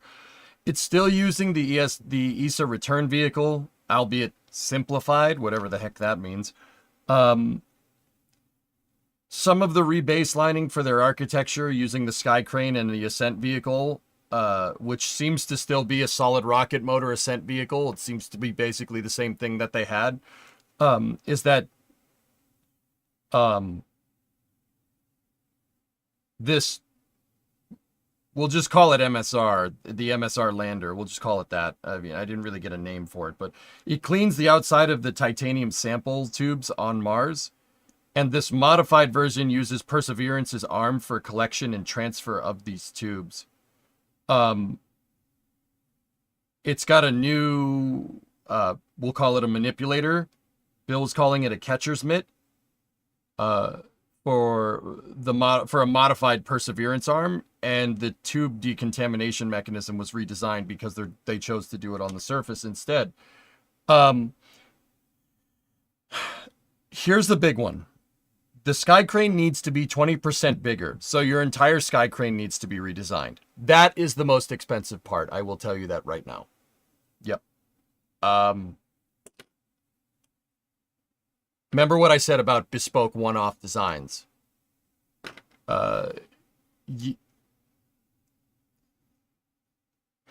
That's not ideal. Not ideal. Option 2 is some type of commercial heavy lander.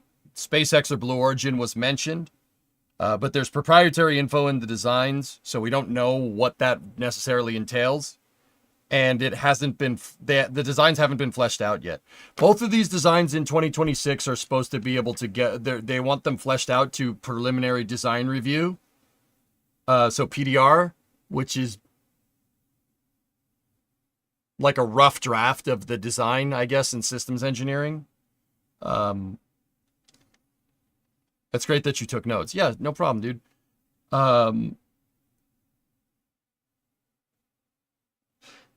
It seems like option 2, this commercial option, really, based off of what I heard in the questions, it seems like the commercial architecture is basically just a Martian ascent and descent vehicle.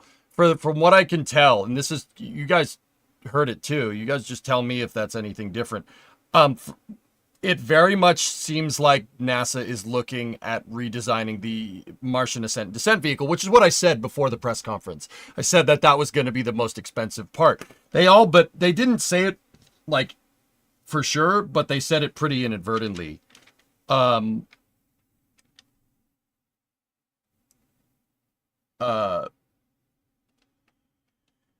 looking for a Martian ascent and descent vehicle. They're still going to use the ESA orbiter.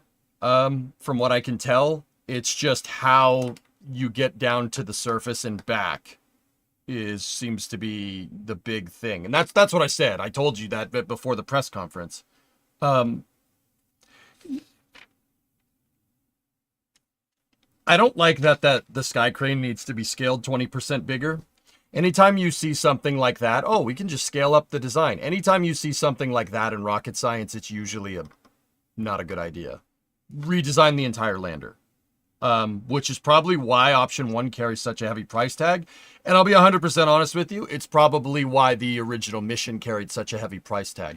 Now, another thing that I wrote down, but I'm not, it's very interesting that NASA is looking at 2 potential return options. One of them being have the sample return basically circularize in lunar orbit, in cislunar orbit, and then sending something to go and get it. And the other one is just have a direct return with reentry and chutes with a thermal protection system similar to OSIRIS-REx. IFT7 update. Let me finish here.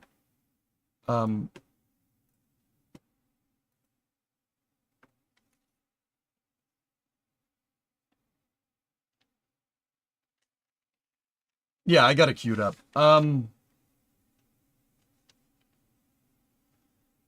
Hold on one second.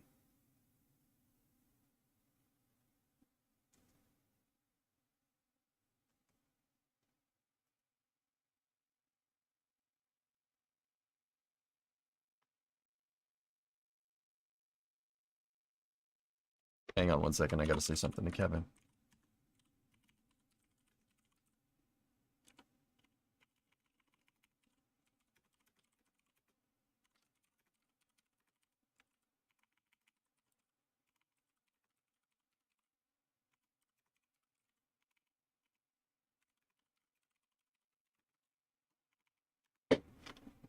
All right. Sorry, I didn't mean to mess up your flow. No. It's all good. It's all good.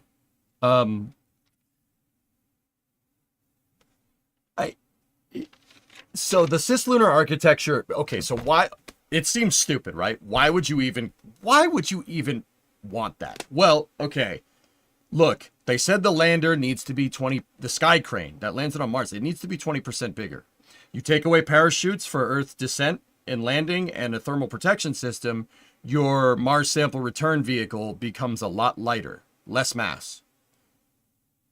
They're designing their entire architecture around, they're trying to design their entire architecture around a rebaseline option 1. So sending it to cislunar and having it get ballistic captured out there, doable. Sure, doable. Well, it's not, I mean, we don't know for sure if it's a ballistic capture. I would assume it is, but I could be wrong. It's always a trade-off, you know. If you send it to cislunar, right, you don't need to redesign your sky crane lander, but you're recomplicating you're adding complication elsewhere in the mission to try and offset the cost of redesign. I find that refactoring of your architecture is dumb. That never works. That never ever works. That's never worked in spaceflight. You got to rebaseline the whole damn thing. Don't try to refactor an already crappy architecture. Like, once again, option 1 has the sky crane redesigned to be 20% bigger. It's not just make everything 20% bigger. You're basically nothing except for maybe like the relative navigation systems from the sky crane. You're rebaselining your entire hardware doing that. Because your propulsion systems in spaceflight, the rockets, the actual rockets, and your fuel tanks, well, not necessarily fuel tanks, but your rockets are always you're always built around your rocket engines, because without the rocket engine, you're not getting anywhere. In this particular case, the rocket engines are your brakes for landing on the surface. So, what is our 20% bigger lander? 20% bigger fuel tanks? Adding more of the same fuel tank? It's not very mass efficient. You could make a bigger fuel tank and potentially save on mass, right? But if you want to use more off-the-shelf components, using more fuel tanks could be fine. But you got to remember, the sky crane is using a pressure-fed hypergolic system, which is relatively simple in design, but you're taking all the benefits of a relatively simple fuel delivery system and complicating it by adding more fuel tanks. More fuel tanks means more helium for bladder pressurization and tank ullage to get the pressures that you needed to get the head pressure that you needed to feed the engines correctly. Now you're redesigning your lander. And if you're redesigning your entire lander, why even, what was the point of using off-the-shelf architecture in the first place? What's the reason of even using your sky crane design? You just have to redesign the damn thing. This is the problem that they have. Like I said, this is a complicated mission architecture. Now, the other thing is, you know, okay, you say, let's say a starship. So a starship lands, you get your sample return vehicle off of the starship, right? It goes and grabs, cleans, and decontaminates these samples. Okay, now what? Does Starship take off? Starship takes off and does a direct trans-Earth injection from Mars. Could do it, sure. If SpaceX figured out a way to manage boil off, we're talking about like a 2-month loiter time here, or not a 2-month, a 2-year loiter time here. There's no way that's happening with boil off as we know it as of January 7th, 2025. That's not possible. That technology doesn't exist. That doesn't mean it won't exist. Remember, we're talking about a timeline by 2035, at the very least, which, okay. 20%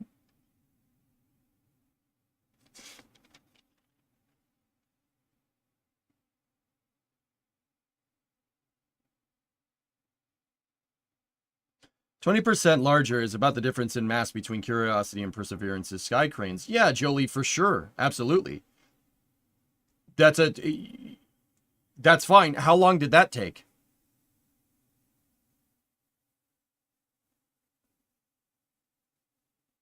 Curiosity got out there in 2011. Perseverance got out there in 2021. Talking about a decade to redesign the sky crane around a much heavier system. When are we looking at return? 2035? See what I'm talking about? Redesigning the lander is going to take time and a lot of money. So to the point where building off the shelf is dumb. You're off the shelf only really makes sense if you can use it like right off the bat. And that doesn't seem to be the case. The reason why is, and they said it at the very end, and I don't think the guy was supposed to say that. Marcia Smith asked a question at the end of the press conference. Why use radioisothermic electric generators? So why use RTGs? Are RTGs your long lead item? He didn't answer if it's a long lead item. It's probably not. But why use RTGs? He said it gets you continuous power. You have a much bigger, your ConOps are a lot, your concept of operations are a lot more expanded because a solar panel won't work in the dusty season around Mars. Mars does have seasons. It's mostly just cold. But it does have seasons. There are dusty seasons. It happens. With RTGs, you don't have to worry about dust getting built up on your solar panels and basically depowering your entire craft, which is what happened with Mars Insight. And that mission was not very long. But here's the third thing that he said. An RTG can help keep your SRBs conditioned, which tells me that the sample return vehicle that they're looking at in option 1 is exactly what they looked at before. It's the same thing. It's the same thing. It's the same architecture. So that means we're transporting solid rocket boosters to the surface of Mars. And that's why your lander needs to be redesigned, because SRBs are very high mass. That's a very mass dense item.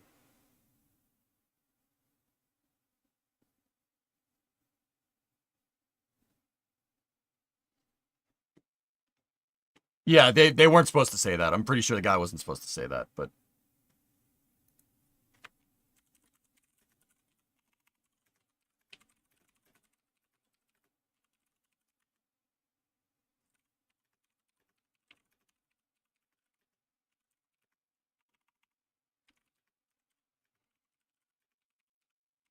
give me 1 second. Give me 1 second.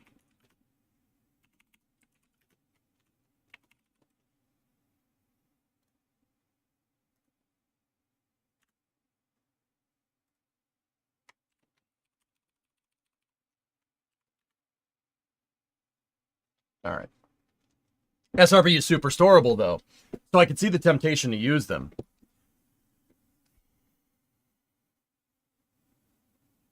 So, yeah, no doubt, Oculix. Yeah, absolutely.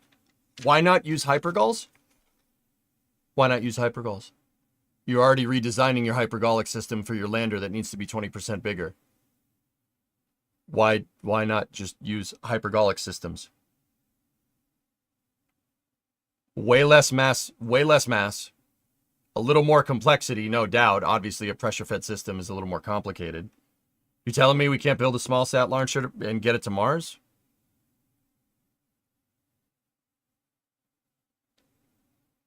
What is the smallest rocket and or missile that can be used to get the tube back into space off Mars? Depends on the mass of the samples, This 20% increase changes literally everything. So much all will be new. Rocket Guy, that's my guess as to why the cost ballooned to 11 million, because NASA's insistence on using an off-the-shelf architecture is forcing them to, they basically are redesigning around off-the-shelf architecture, which, okay. I don't know why you would do that, but yeah.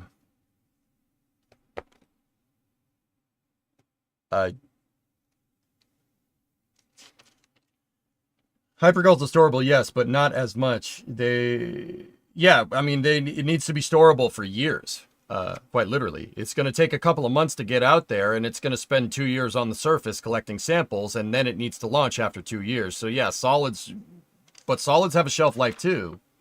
It's just, once again, it's trade-offs, man. It's trade-offs. Why not have, so, okay, here's an idea. Why have your launch vehicle sitting on the surface of Mars, where it's susceptible to environmental perturbations, right? When you could send it out there, collect the samples, get it back into orbit right away. Then the shelf life of your ascent vehicle goes from 2 years and 3 months to just maybe 4 months at best. Where am I getting 2 years and 3 months? To get into the transfer window back to Earth, it takes 26 months. And 3 months transfer time. So actually, it's 2 years and 6 months, but you get the idea. I'm not, yeah, redesigning, that was the big one, and they just kind of peppered it in there. Redesigning your sky crane is not, that screws your entire architecture. This is why they seemingly pulled the plug in April. That's why they did, in April of last year. They said in-house Mars sample return cost for the current program was too high. It could have been up to $11 billion for a return in 2040. This one, somehow, using a similar architecture with a completely redesigned descent vehicle, could cost up to $7 billion and will be done potentially by 2035.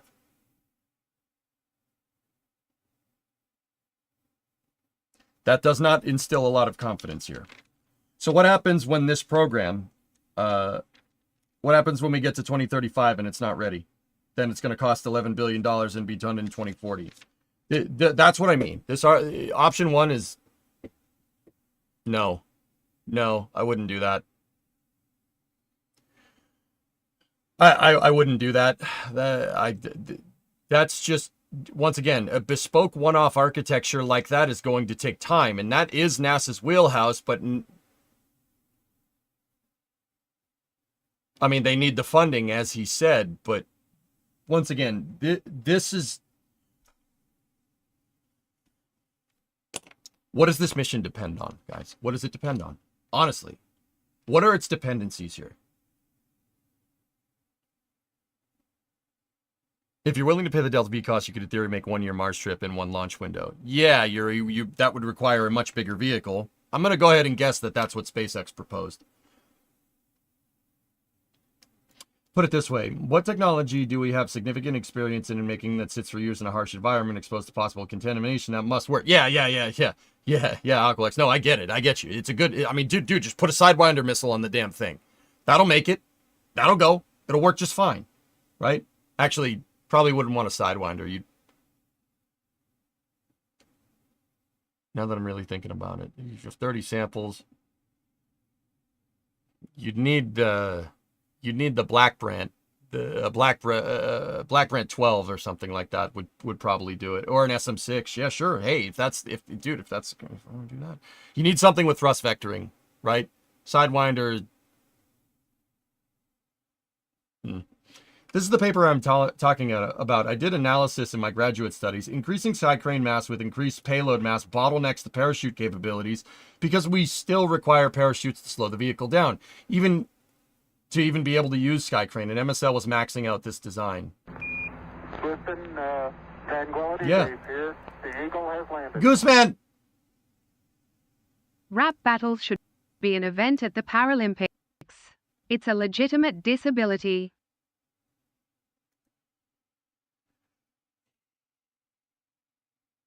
What about that rocket that shot down? I mean, that was enough for a suborbital trajectory, Yuri. The F-15 ASAT weapon is not, that's not enough Delta V. And you need an F-15 to launch it, to get it to altitude to launch it. I don't, this is not, I want to go back and ask you guys a thought-provoking question. I started to ask it. What does this mission depend on? Why? What's the urgency in getting samples back? To beat China? What's the urgency? There doesn't seem to be any other urgency other than technological progress, which I'm on board with. And beating China, even though, I mean, Bill said it'll get us there before it, but he also said at the same time that the missions are uncomparable. So are they comparable or are they uncomparable? Which one is it? I don't understand. Apparently, China's mission is a grab and go, he said, which means that it just goes there, digs a hole, and comes back.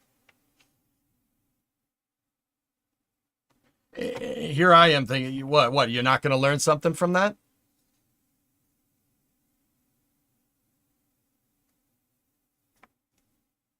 Paper discusses the requirement for ballistic coefficient in order to hit the required performance marks. I mean, what do you think, Rocket Guy? Inflatable heat shield? Inflatable heat shield to get that ballistic coefficient up? There's just the... What's wrong with grab and go? That's my question, man. What are you not going to learn something from that? Oh, well, ours is more scientific. What? So? Look. China's mission is a grab and go. They're going to grab and go, right? Yeah, they'll probably have contaminations, right? Sure, absolutely. But here's the thing. They're going to do that grab and go, and then they're going to learn from their contaminated samples what they do and don't need for contamination. They'll probably look at the titanium cases that Perseverance used, say that's good, make that, and then put that on their grab and go mission.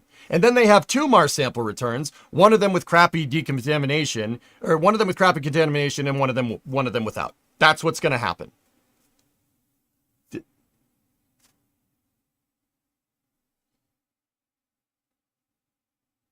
I'd rather have a contaminated sample from Mars than no sample at all. At this point, your dependency is getting samples before a manned mission. What manned mission? Who? NASA has no plans on getting near Mars anytime in the 2030s. Dude, okay. I have to ask this question, Oculus. Like, I'm bouncing it back to you. I'm not arguing. I'm fired up because this is a little annoying, right? Like, it's me. It's case in point, right? Like, not case in point. Like, you know me, right? This isn't like, this aggression isn't directed at you. I'm just talking it out. Like, okay, where is SpaceX going to be in 2035?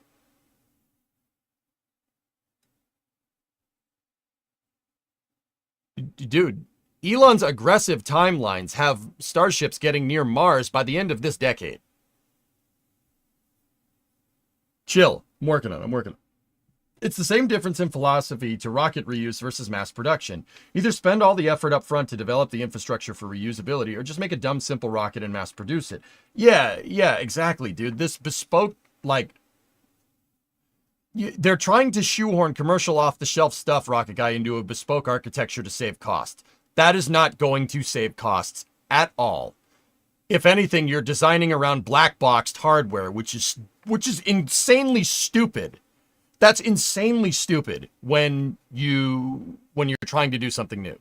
It's dumb, right? Like, I don't mean to be candid. That's not smart. That's not a good way to run your space program.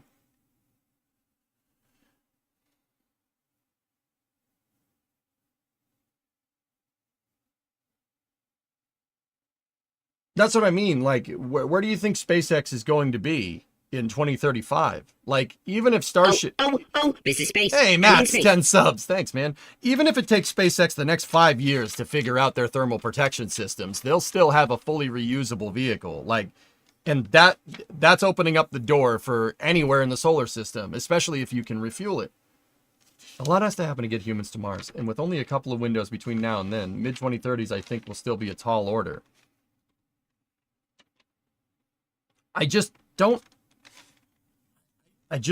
get. There's no dependency here, Rocket Guy. That's the thing. 2035 is a tall order, but it's absolutely going to be a tall order if there's no reason for this mission. You know, there's no reason for it. There's no reason for MSR to exist other than let's do it, right? Because the scientific understanding, what program does that feed into? How does that jive with NASA's original mission? And once again, I'm all for Mars sample return. I want to do this, but how does that jive with their mission? Their mission is to develop technologies that they could eventually get to a technology readiness level that could be used in the commercial market. How does Mars sample return do that? It doesn't, unless it's developed with a much bigger architecture in mind. And it's not. It's not. It's a one-off bespoke thing. And guys, I don't mean to be a dick. Easy target for cancellation. Easy target for cancellation. Yeah. Mats, thanks for those 10 subs, dude. You're thinking too narrow and just focusing on NASA. They want the samples before humans get out there. In general, to cut out as much as possible that could have been from Earth. Yeah, I get that. So there's urgency, but you're complicating your architecture because a vehicle like this doesn't exist.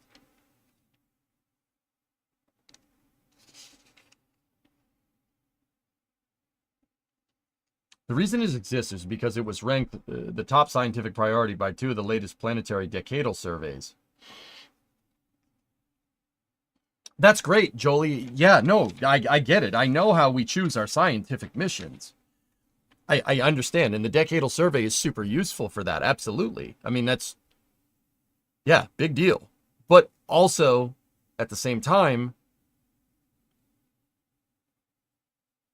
if you don't want your programs to get axed, you have to make them big enough to be resistant to this, like the Apollo program, for instance, or SLS if you want a crappier example. And in order to do that, you have to incorporate your mission designs with other architectures. How does this do that? It doesn't. Makes it an easy target.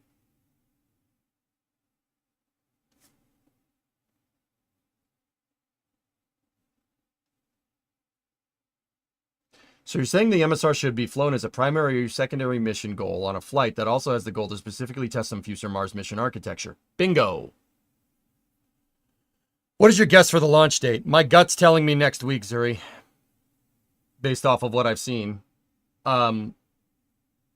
Yeah, Aqua, exactly. So I said before the press conference okay, so NASA needs a Mars ascent and descent vehicle. Okay. And we learned that NASA needs to redesign their lander. So guess what? You're redesigning for the upper limits of your parachutes per what Rocket Guy said. So now you need a Mars SSTO. That is the elephant in the room here. Both of these architectures are dependent on having something that can go to and from the Martian surface, right? That's what they said. The design, Gina Sinceri asked, what is the limiting technology here? I mean, we got basically a non-answer from Bill about funding, but and something about budgeting, but it's the lander. It's the lander. Bill started talking about funding and previous administrations and past and current administrations and future administrations. The limiting tech is the lander. It's the lander and the ascent vehicle. So, look, you need a Mars ascent and descent vehicle, okay? Your Mars sample return mission should be your test for your ascent and descent vehicle. That way, JPL is doing what they do best. They're designing the equipment to be retrofitted to your lander that you're already going to need if you really want to send people to Mars or anything to Mars, right? That is the elephant in the room here. There's no way to get to the surface of Mars. There's no way to get high mass to the surface of Mars. We can get about a smart car's worth of mass to the surface with the Sky Crane. You need more if you're going to send stuff back because you're carrying all your propellants. See?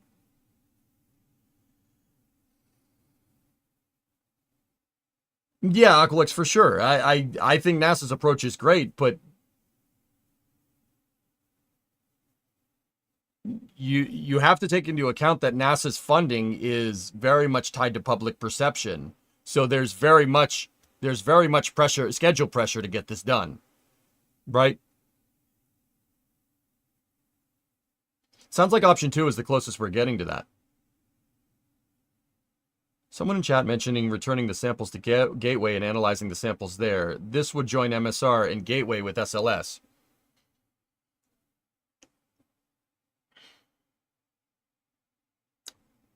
Yeah, Lava Eagle, I don't necessarily hate that idea, but the whole point of the Mars sample return in the first place is because we can't send the technology to Mars that we would need to analyze these samples correctly. The technology that we need to analyze the samples correctly is here on Earth. So now you're talking getting it cislunar and having it get to Gateway, which who knows if that's going to be there in the 2030s. We have no idea. I mean, maybe, probably, right? Now, the whole point in doing that basically defeats the entire point of why you're sending the samples back here in the first place.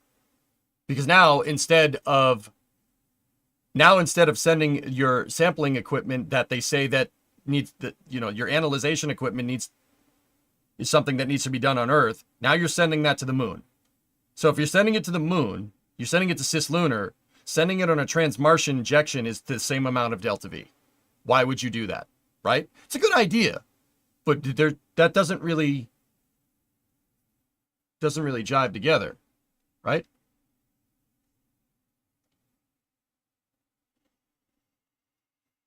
I mean, that does get you more sustainability too, but your end goal is getting to Mars. If your end goal is getting to Mars, this off-the-shelf retrofitted, refactored stuff is not going to get you anywhere. If you want to send people to Mars, you need to redesign things, and NASA doesn't seem to want to do that.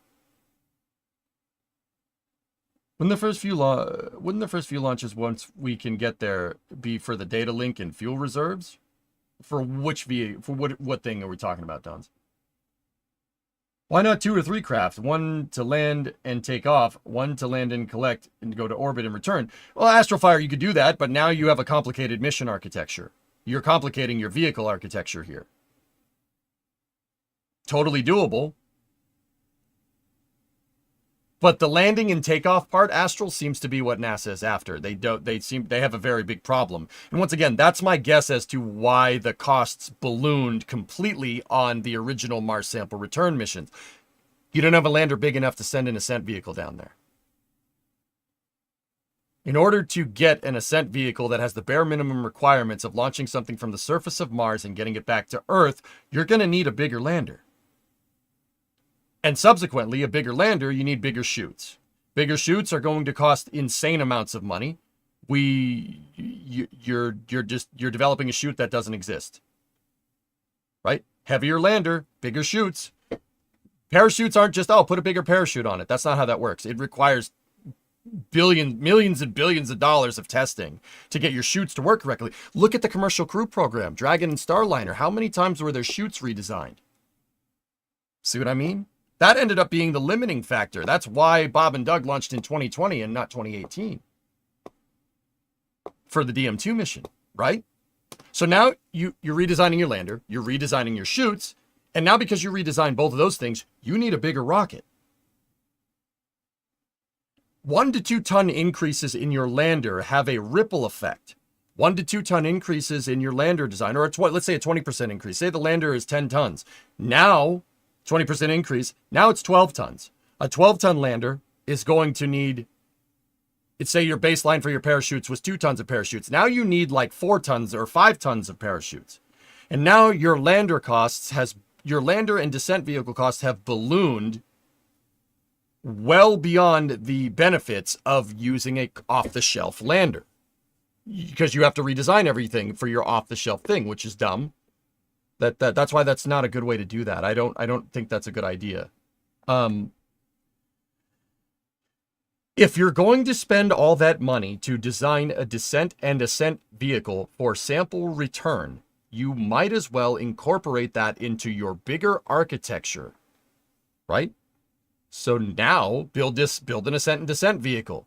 Because if you can build a vehicle with enough delta V to land quite literally a launch pad and launch vehicle onto the surface of Mars, you're you have a lander that's enough to send 2 people down to the surface and all their accoutrement that they need to, do that whole not dying thing. Yeah, launch vehicles are heavy. Fueled vehicles are very heavy. Go figure. Why bother with... Why would you... Oh, we're using this, and it's off the shelf this, and off the shelf that. No, it's not off the shelf. You need to redesign the lander and the parachutes, and now you need a bigger launch vehicle. So just build a vehicle that can SSTO something to the surface of Mars and back, or at least into low Mars orbit to get to your European Space Agency return vehicle. Yeah, using commercial and collabing with other governments is great. That's a great sustainable way of getting things done. But also you're complicating your mission architecture now because you have 2 space agencies working for this instead of 1. That's what I said at the very beginning. Even like if you go back in this VOD and look, I said this before the press conference. You need to design around an MADV, Mars Ascent and Descent Vehicle. If you don't, your costs are going to balloon into the billions because you're going to be redesigning everything over and over again. If your costs are going to balloon into the billions, which they said that they were, you might as well get your money's worth. And now you have that problem figured out. So now you can design a transfer vehicle for SLS, right? And one can get your MADV there, right? 2 can get your people there.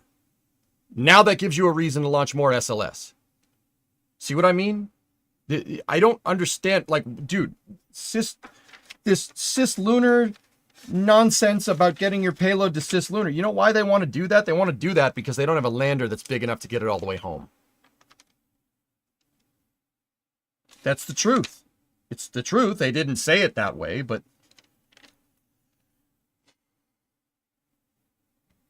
and there's no guarantees that this even happens anyway, and then kicking the can down the road and saying, well, the next administration needs to fund this. Why would the next administration want to fund your bad ideas? Honest question.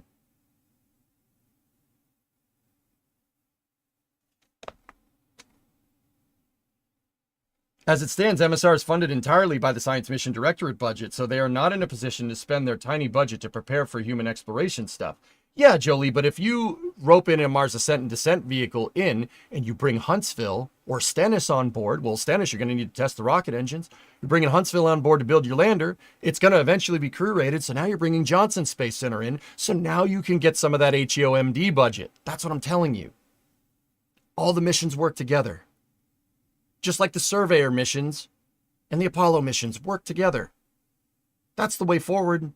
We can't just sit here and be like, oh, we can use this and we can use this. NASA, why is NASA fighting for table scraps? That's stupid.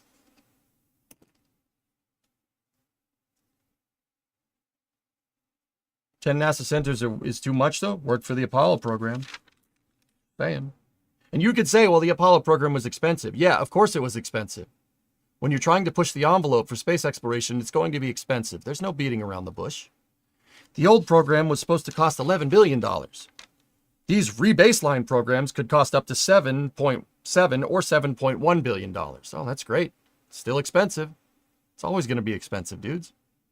It's going to be expensive. You might as well get your money's worth. And adding in that sustainability on top of it of other NASA design centers working on these projects with good milestones will get you what you want. Yeah, it'll probably end up being more expensive, but now you have Martian ascent and descent capability in-house.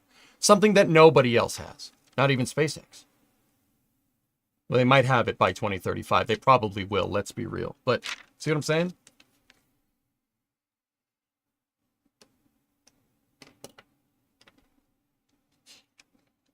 It could, Pados, that 11 billion, the 11 billion was their crux for canceling the original MSR and rebaselining it. Keep in mind, this Mars sample return, they haven't even rebaselined yet. This Mars sample, they canceled Mars sample return and put in a committee to analyze options. That's what this committee that you just heard talk is. That's what Nikki Fox and Jack Gramling, I think his name was. I didn't get the fourth person on the phone. I missed their name.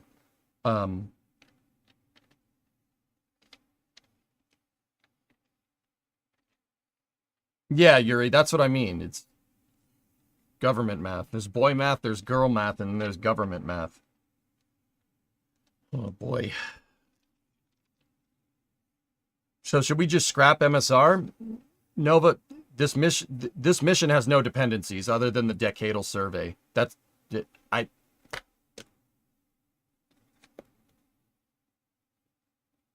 There's no dependencies on this mission. Look, Viper was a dependent mission on the Artemis program, and they socked that thing.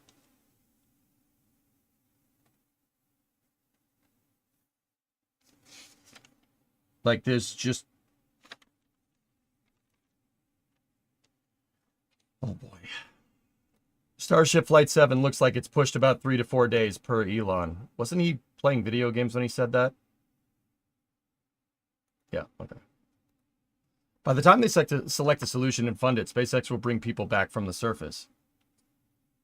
And they can have samples in their pockets. Pete, what happens if someone just goes and picks up one of the samples? Oh, here's the sample. I got it. Throw some isopropyl alcohol on it in some brake clean and bring it home. Oops.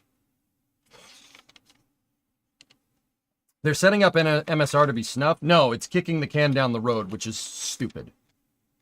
You're kicking the can down the road. At this point, it would have been better to just see through the original architecture. Why even cancel it and bring in a committee to discuss commercial options here in the first place? Why didn't you just bring in the committee for the existing program? No, you canceled it. You canceled it, and then you replaced it with nothing. You replaced it with a committee that might make something in 2026. That's not how you space program. Yeah, that's not how you space program. I'm telling you. And Bill was saying, you know, it's really up to the next administration. It's up to the next administration. It's up to the next administration to fund your crappy decisions in architecture? No, it's not. They'll can it. They'll can it. It doesn't make any sense. This makes no sense. Neither one of these options make any sense. And that's not me being a spaceflight skeptic either. I want Mars sample return. I want that. We need that. If we're going to go do that whole Mars thing, you know, it's kind of important. Yeah, exactly, Willie. That's what I'm saying. Like, for about $2 billion each, they could send more robotic missions to Mars with more sensors and science labs on board. They will get more from 3 robotic missions than they will from a sample return. Pete, why don't they just make another Perseverance and just have this Perseverance be specially designed for soil analyzation? If you're going to redesign Perseverance's arm and be able to decontaminate the samples on the surface, you're telling me you can't have the sample be inserted into a hermetically sealed chamber for analyzation? They did that with OSIRIS-REx. That seemed to work. Why not use that? Honest question. Like, are you headed to Boca for the launch then? Most likely. I need a concrete date from SpaceX to make my itinerary. 3 to 4 days is not a concrete itinerary. I'm not going to go laissez-faire with spending Chat's money, because Chat did give me money with the explicit intention to get to this launch. Okay? I'm not going to waste it and cancel it and get some stupid voucher or something. All right? You guys gave me money with the expectation of going down there, so I'm going to make sure I'm not wasting your time. Even if I have to chip in a little bit of my own because I need to make plane tickets a week out. You know what I mean? And OSIRIS-REx is basically a bunch of loose gravel in a box. You know, they talked about the OSIRIS-REx mission, Jim. Why not just use that?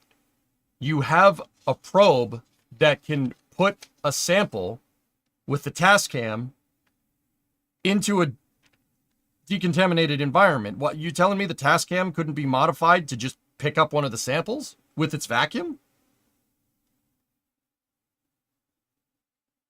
Last time I checked, you can vacuum up Legos and dust. I'm just saying, with your vacuum cleaner. What's going on with MSR? Nothing, Shortline. That's the base. Nothing. Nothing is going on.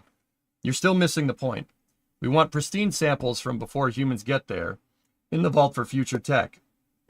so we haven't thought to analyze, similar to the lunar samples that were recently uncorked. I don't understand how that's missing the point, Aqualux. So, the samples are in their containers already, dude. Even if we had a person getting there tomorrow, they're still uncontaminated samples. At least that's what they said in their titanium tubes. Unfortunately, we aren't privileged to see what NASA has considered in the last year. We just know the two highest scoring options.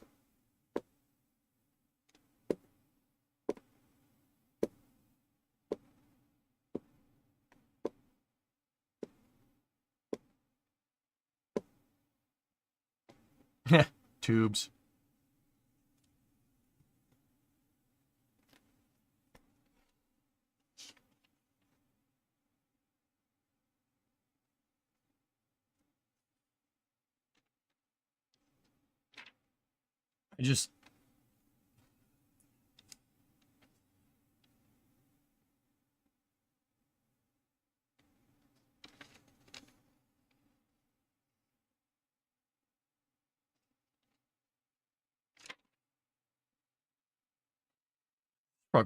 This program isn't going anywhere. You're not going nowhere. If I understand Jared Isaacman, I mean, that's provided he gets to be the NASA administrator if he gets confirmed. And I'm sure we'll see this in his confirmation. What are you trying to do? If I'm understanding what Rook wants based off of what he's tweeted about NASA in the past, he's going to be wondering about capital allocation, which doesn't necessarily mean NASA needs less money. What that means is you got to spend your money where it counts. That's what capital allocation means. You're going to allocate $7 billion to get a couple of pebbles back here? Now, don't get me wrong. I'm not saying that that's a bad idea. And it's always going to be expensive. What I'm saying, and I guarantee you he'll ask this question. Well, I can't guarantee it, but you get what I'm trying to say. He's going to ask, why not just build a bigger lander? Because that's the glaring thing here. Why are we redesigning all this stuff that exists to launch a heavier vehicle? You need to rebaseline to have higher down mass capability to the surface of Mars. That's the truth here. And if you want to make Mars your long-term exploration goal, you're going to need more down mass anyway. Elon understands this. That's why he's baselining a vehicle for 100 tons to low Earth orbit. Because that's what you're going to need to do anything of use on the surface of Mars with humans involved. I don't know, Dean. Probably in a month or two. NASA is a corrupt organization. I don't understand how that helps, Ilona, but all right. Thank you for your sparkling contribution to my chat for the day. I appreciate it.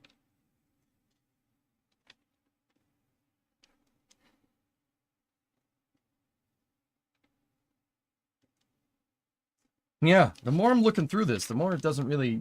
As I've been saying repeatedly, I'm excited and hopeful that Rook will bring a more business-oriented philosophy to NASA and really try to unify it and do all the best practices to unite NASA centers and programs. Yeah, Rocket Guy, the whole thing needs to be not gutted from the ground up. That's not the right way to say it, but that is the word that comes to mind. NASA is fragmented. You're fragmented. You're all over the place. All the centers are just fighting for table scraps here. You need to take what you have and incorporate it into a much more bigger integrated architecture. That is going to take time. But that's better in the long run. According to NASA, that's what they said. Spending more money now and figuring it out now is going to pay dividends in the future.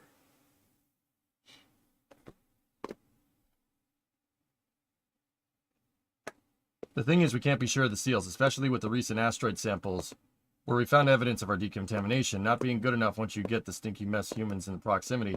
Point is keeping as many avenues for contamination out. We only get one chance at this. Once people go, we can't have uncontaminated samples before humans if these don't stay clean. So you're going to delay your entire Mars architecture around this? It is an ESA notebook, yes. Aqualix, if this goes the way I think it's going to go, you're going to get to a point where SpaceX is actually ready to send people to Mars. And what is NASA going to say? No? No, don't do that. We're not ready yet.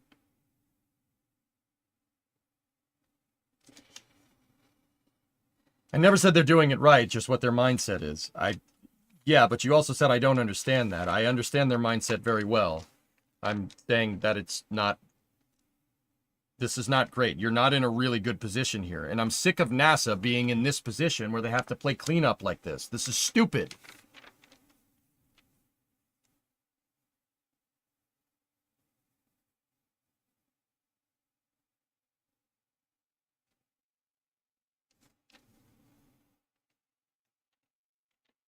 Said you're missing the point of feeling like they need this mission. I guess, dude.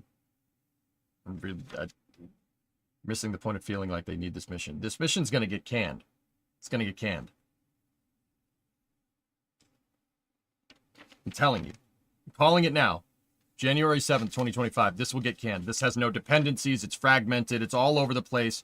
It requires redesigns of chutes, landers, rebaselining architecture from off-the-shelf stuff. It's going to get canned. It's fragmented and all over the place. I'm not saying the reason for it is bad. It just doesn't have any dependencies. Like, what does this feed into other than just getting our one shot at getting uncontaminated samples to the surface? And how do we know we haven't contaminated it already with landing landers on it? You know?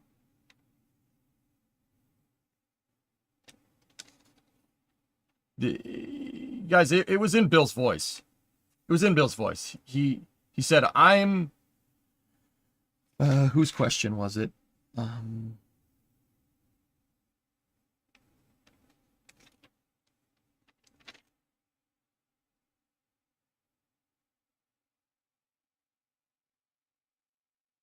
What did he say?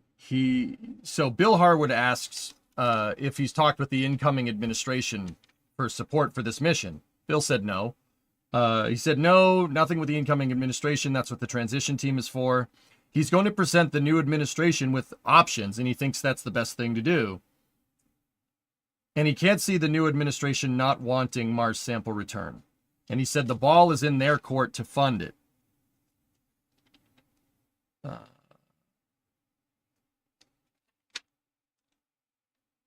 Yeah, he kept saying that.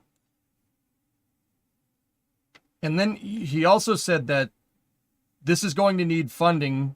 He said the bottom line for funding is $300 million from the Senate, and the House wants up to $600 million. And he said it wants up to $600 million for the next 10 years.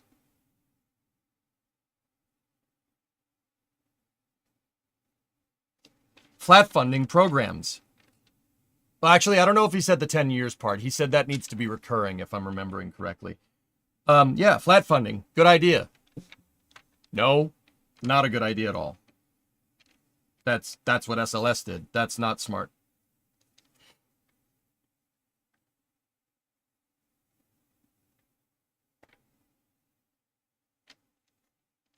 Yeah, Buck, yeah. I mean, he very much said it's the new administration in Congress, though. He very put a lot of emphasis on the new administration.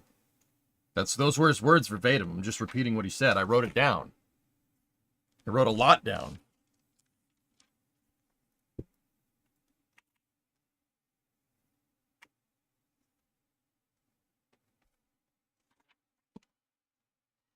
What was the justification for spreading out the sample tubes versus depositing them all in one spot? I don't know, XV. I don't know. It really very much seems like NASA, you know, oh, we'll just make the sample. We'll make the sampling mechanism now. And then we'll have a sample return done later. Which programs should feed into other programs like that. Absolutely. It gives you a justification to do it. Sure. But it's better to have your entire architecture road mapped out before you get to this point. They didn't think, Apollo didn't think, let's find a way to get 45 tons to low lunar orbit, and then we'll figure out the lander later. It sounds a lot like SLS, doesn't it? Which one of those programs is going to end up costing more? SLS has cost us to the tune of $93 billion since 2013. Now, don't get me wrong, the Apollo program was way more expensive than that. But the Apollo program had 2 missions to the moon at this point in time. Actually, well, let's see. The Apollo program came on the books in 1963, fiscal year 63, and it stopped at fiscal year 75 with the Apollo-Soyuz test project. We are, so 2013 to 2025, we're 12 years in. At this point, oh boy, streamer math. Where was the Apollo program in 12 years? Yeah, 1974. Yeah, Skylab. Yep. Whoops. All 6 missions had gone to the moon by this point in time. Now, don't get me wrong, the Apollo program costs way more. The reason why it costs way more is because they had to build launch pads. They had to build launch pads, test facilities, factories. You're starting from scratch. You're starting from nothing. SLS doesn't have to do that. It uses the existing stuff that the Apollo program shouldered the cost for. So,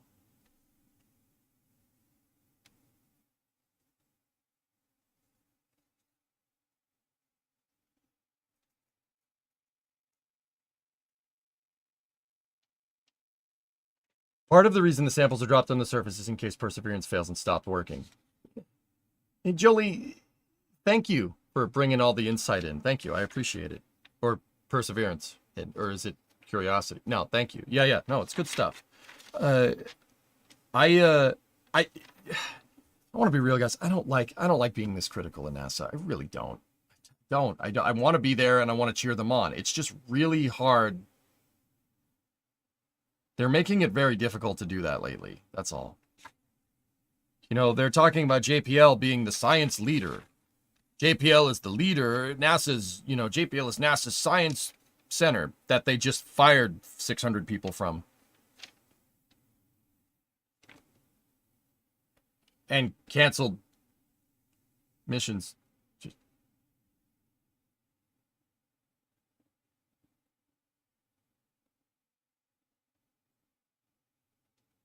Yeah, there were multiple rounds of layoffs.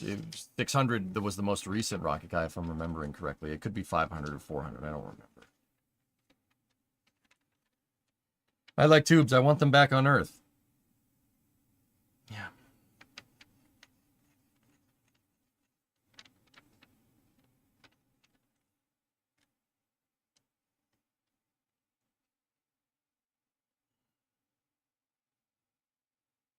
Yeah, once again, guys, here's the thing.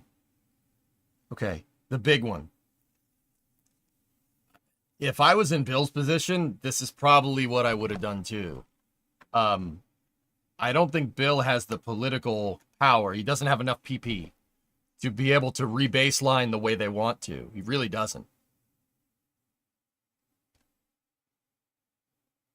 And I think that speaks volumes about us as a country taking our national space program seriously. Just saying. He needs to get a good advisor for more PP. To speak in Hearts of Iron terms. We finished our maximal playthrough. I got 20% of the Earth's surface with our maximal US playthrough. Pretty good. And Jared Isaacman does. It's a good question, Isphil. That's a good question for sure. I don't know. Maybe. Yeah, I'd say yes, because, well, I don't know. I can't predict the future.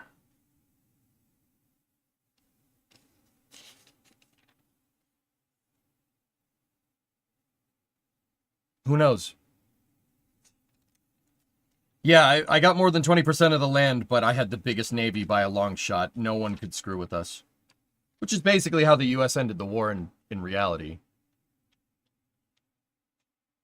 Can't have anyone be a bigger navy if you sink all of them. Or you force them to scrap all of them.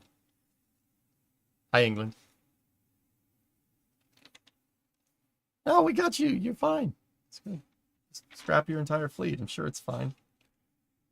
You think Jared is going to pivot to the MADV route?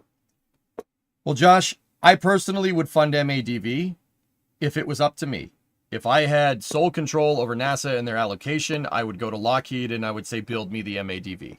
And we'll retrofit our surface sampling and decon architecture around the MADV landing a specially designed rover onto the surface. And I would use that to pioneer future human exploration surface operations. Would that cost more than what they're talking about here? Yeah, sure, but not much more for the capability. That's what I would do. However, NASA, regardless of who's in office, could be Jim Bridenstine, could be Bill Nelson, could be Jared Isaacman if he gets in. NASA seems to be obsessed with curtailing costs. It's an interesting dichotomy for a organization that is, by definition, supposed to push the envelope for scientific understanding. You want to push the envelope, you're going to need cash to do it.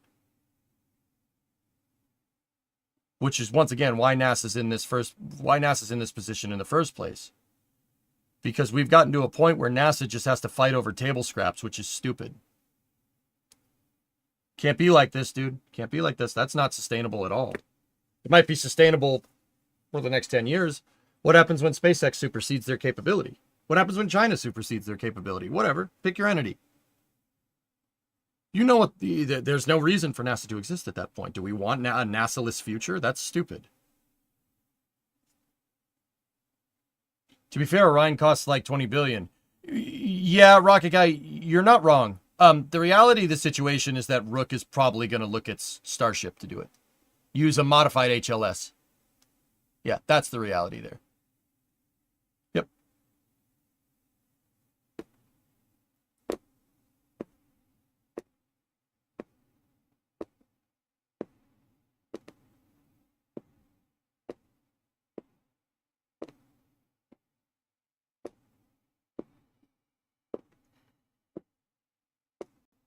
I mean, that's the truth. Why would you look at any other option, Rocket Guy? HLS is a NASA program, right? It's a NASA program, so they have control over its design. I mean, there's a little bit of black boxing because it's a Starship, right? Why not just use HLS to do this?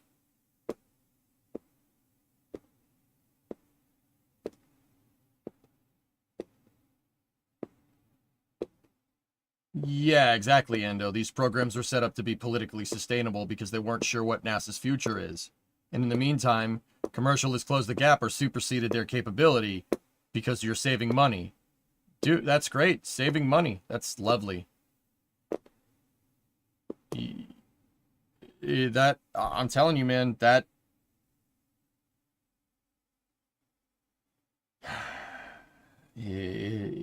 We're paying for the repercussions of the 2011 NASA Authorization Act, or the 2010. We're paying for the repercussions of that. 15 years later. And we're going to be paying for the repercussions of that for a long time. Hell, considering the downmass, install an SM6 tube on a Starship. There you go. Sure. Why not? Yeah, you worried about prop boil off? Dude, Oglex, I mean... What are we talking about? What's our downmass to Mars orbit with a fully fueled Starship? You know, Starship at HLS variant flies. Why not just, have a Starship that just, has the, you could just have a shelf move out the side, right? And then just launch something out the side. It's a perfect flame trench because there's nothing beneath you. So what? It gets damaged? All right, whatever. You only needed it to land. The 2010 NASA Authorization Act, super. That is the act that canceled Constellation and retired the space shuttle and replaced it with nothing.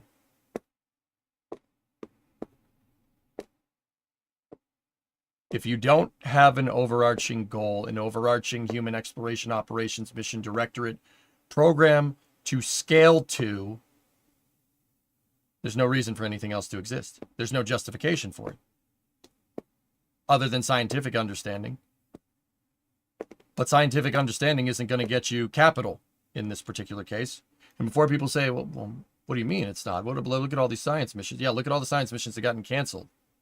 Chandra, Viper, layoffs at JPL. Where does that get us? That is a losing argument to make.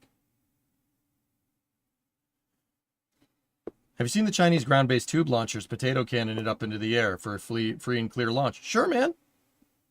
I guess it comes down to risk management. Everyone in chat was asking earlier why the Skycrane version of MSR wasn't previously the baseline.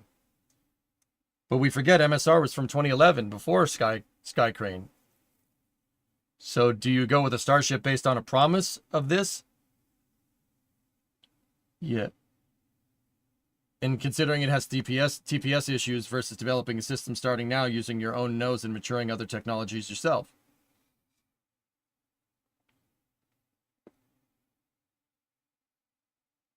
Rocket Guy, my entire solution there is based off of hedging your bets because you shouldn't put all your eggs into a commercial basket, right? Even if Starship does everything that Elon says it does and more, NASA should still have their redundant capability, and this lays the groundwork for that. The MADV idea lays the groundwork for it. 3 closures on January 8th for ship rollout, most likely. ETA on trains or no today?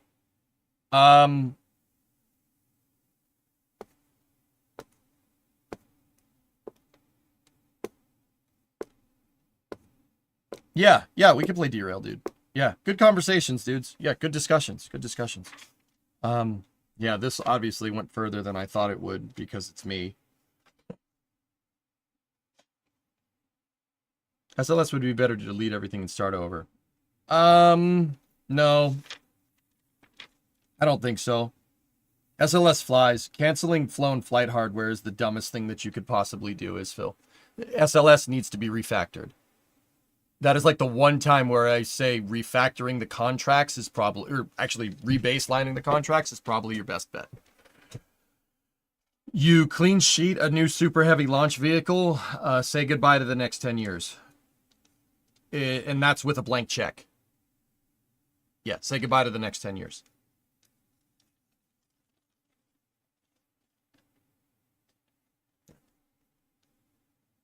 Didn't want to derail the conversation.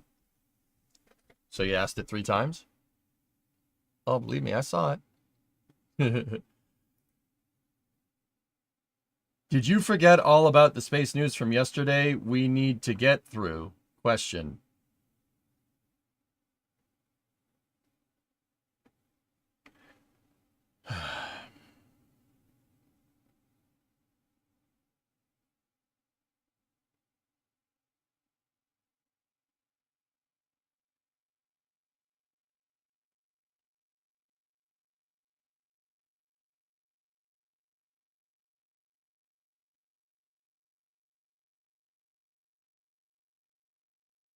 Yeah, Reindeer, I don't know why we're leaving NASA to the wind. This incessant need to commercialize everything at NASA and saving costs is basically diluting our entire national space program. We save some money, though.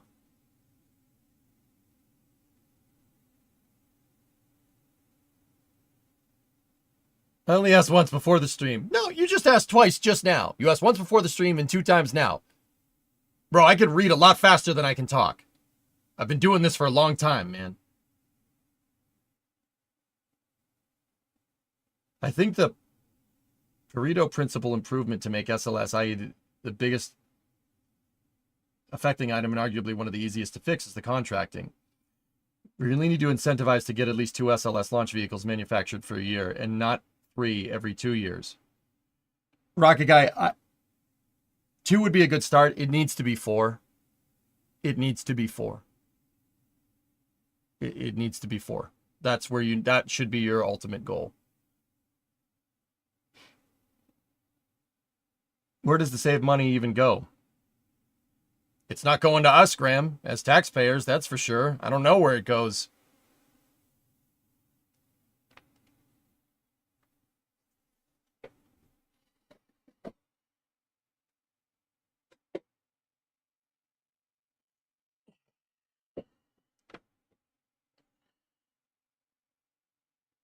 Look, I'm sick of being gaslit into thinking that this is all right.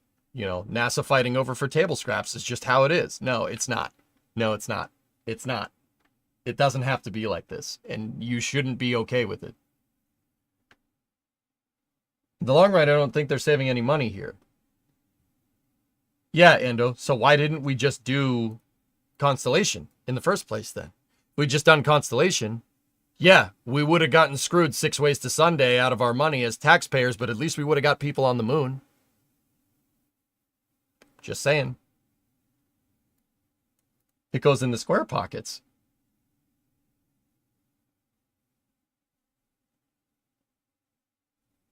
Yeah, Wisp, I know.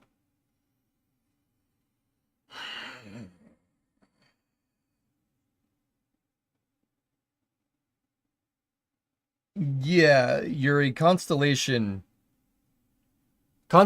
was funded perfectly from 2004 to 2008. From 2008 to 2010, it was consistently underfunded. Probably because of the Great Recession, if I had to guess. That underfunding was used as the justification for canceling it, because the underfunding provided underperformance.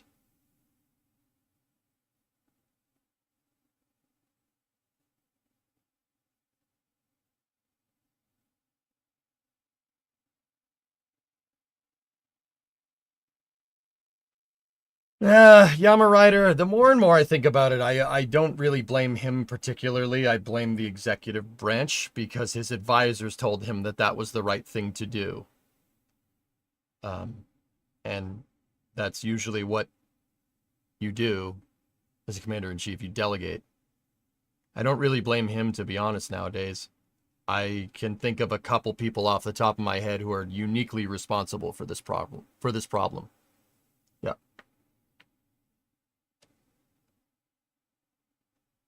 And just like HLS, NASA asked for $3.2 billion and they got $830 million for HLS in the first year of funding. Yep. And now we got a lander. Don't get me wrong, Starship HLS is amazing, and I think SpaceX will be able to deliver it, but NASA is asking for a smart car, and they got a semi-truck.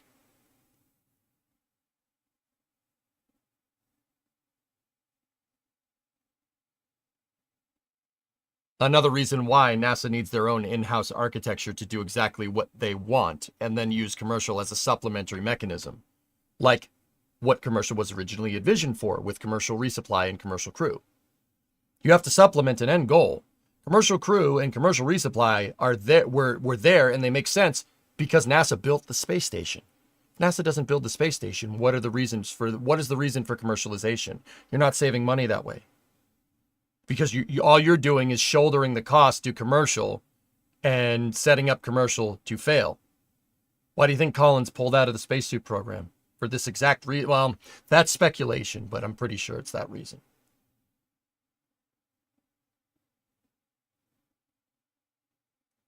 Honestly, though, I'm unhappy with the way things are. I don't think we should run NASA like a business.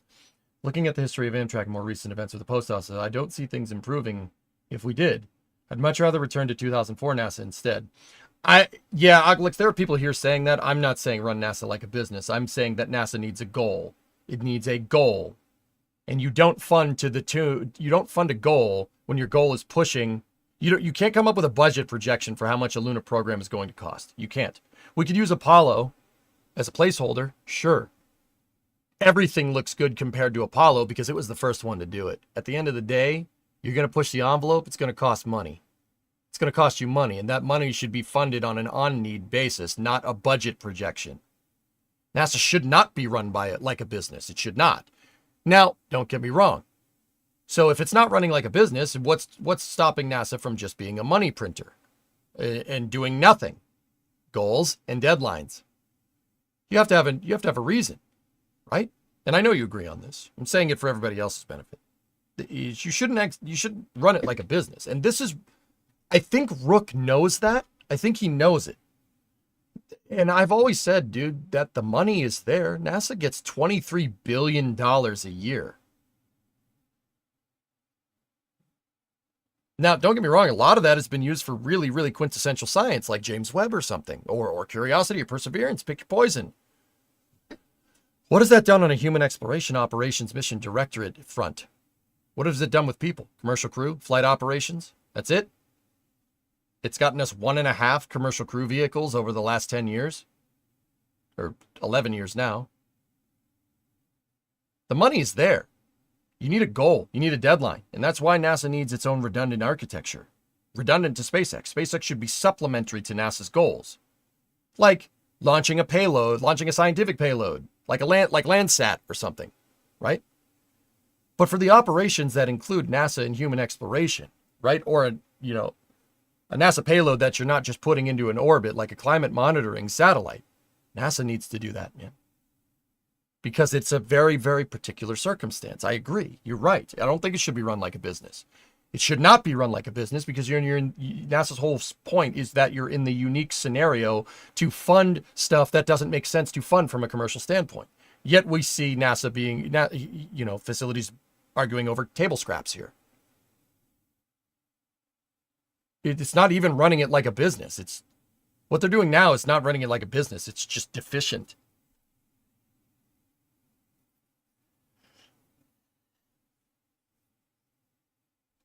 People forget that the role of things like Amtrak, Post Office, and NASA is to be the blower to the blast furnace of the economy. Yeah, of course. I have no problem with the Post Office. The Post Office provides a unique capability in infrastructure that FedEx, Amazon, UPS, DHL, that they don't. You can do stuff, guys. I don't know if you, I don't know. I don't know how much you guys are on your computer. You can go to the post office and do a lot more than just mail things. Just saying. To be clear, having a business-oriented leader is not running NASA like a business, but I think NASA can gain a lot of benefit from using the best practices to manage businesses, such as vision and mission flowdown, department communications, and multidisciplinary teams. I don't see that now, so yeah, I think it should definitely see business-oriented practice being implemented. Sure, but those business-oriented practices, Rocket Guy, would you agree with me here? Those business-oriented practices don't necessarily need to be about cost cutting, right? The business-oriented practices need to be applied to an overall goal. What's your overall goal? You don't have a mission statement for your human explorations operations program that is clear, defined, that can be said in one sentence. You have no pitch for your space program. You can't leverage your business orientation here to do anything of use. Am I wrong? Absolutely. Okay, yeah, see, that's what I'm saying, man. Post office sets the bar for minimum quality that others can't go below. We see what happens when you don't have that with telecom and healthcare. Sure. Yeah, good example. Pick your poison, dude. Mm-hmm. That was almost done for programs in the 2000s, X-38, X-33 Constellation, Piper Chandra. Yeah, exactly, Yuri. I'm arguing over table scraps reminds me of the OKBs design, in the 60s in the Soviet Union. They're fighting over table scraps. Glushko and Korolev and Kuznetsov and those guys, they're fighting over table scraps. Yeah, how did that end? That ended real good.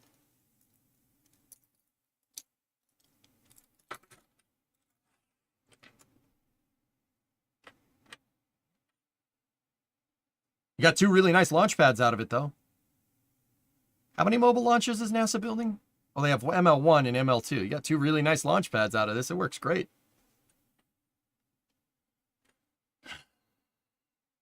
Sorry, guys. I don't like being right about this. It's really, really annoying. But whatever. What are you going to do?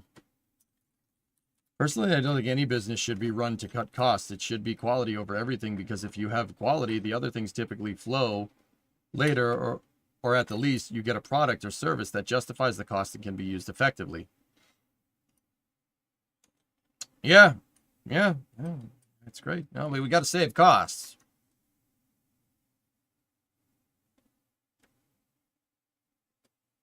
Quality is not everything. Yeah, Blackbird, for sure. But also at the same time, we are talking about spaceflight here. Quality needs to be not a stretch goal. It needs to be your rule. Because if you don't build high quality stuff with spaceflight, you get somebody killed. Am I wrong?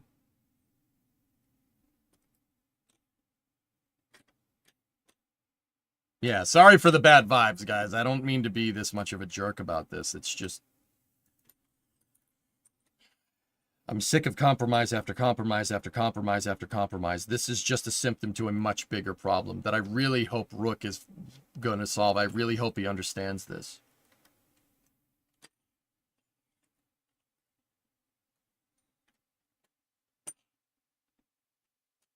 That was just the last thing needed here. That's correct.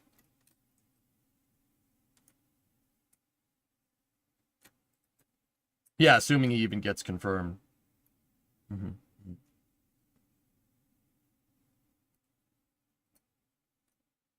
Nice, Yuri. There you go. I don't think Doge will, Josh, because Elon is a part of it, and there absolutely is a conflict of interest there. Elon's going to have to recuse himself from any efficiency audits because he has NASA contracts. Sorry, go audit the post office or something. I don't know. Just showed up a bit. Quick take on the conversation. So Denny, here, I took notes.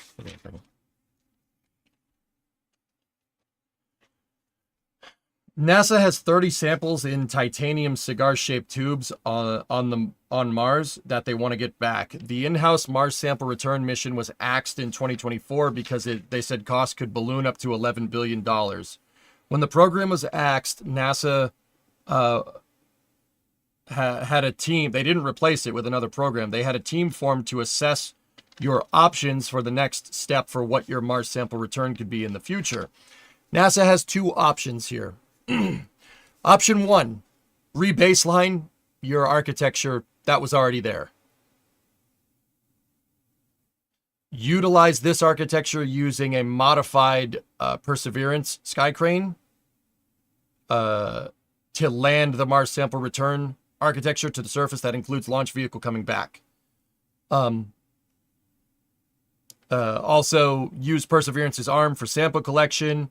Have your decontamination done on the surface instead of being done on a spacecraft, and build a new catch arm for your modified Perseverance arm to be able to get these samples out of the dirt.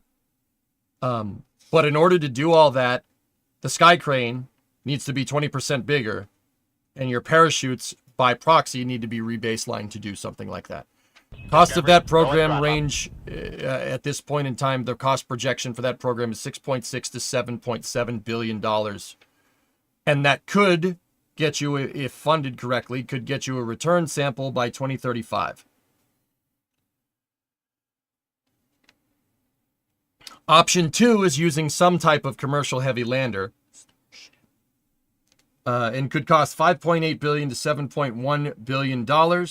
But NASA didn't give any details on that architecture because it has proprietary info from the commercial contractors, Starship, and their designs really haven't been fleshed out yet.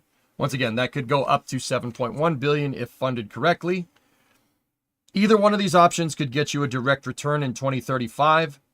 And if there was also an option discussed to have your sample return shot back to Earth and get ballistically captured by the moon, which if you return the architectures to cislunar architecture, you're looking at a return for Mars sample because you got to go and get it by 2040.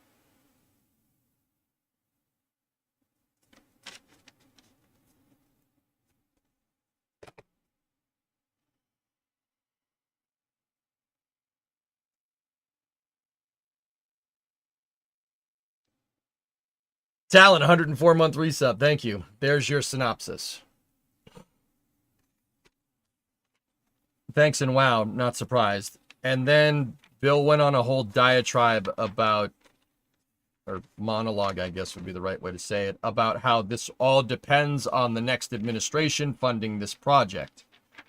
Bill Nelson says that you need, at the very minimum, a $300 million a year fund for the next, repeating for, well, I would assume till mission end, which is at least till 2035. So that means you need a $300 million bottom here, a baseline funding till 2035, which flat funds the program at $300 million for 10 years.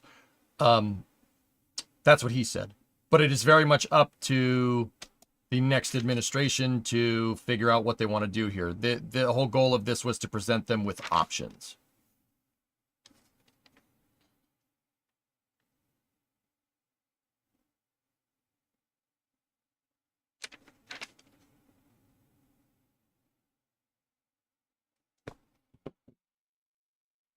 So basically, they kicked the can down the road.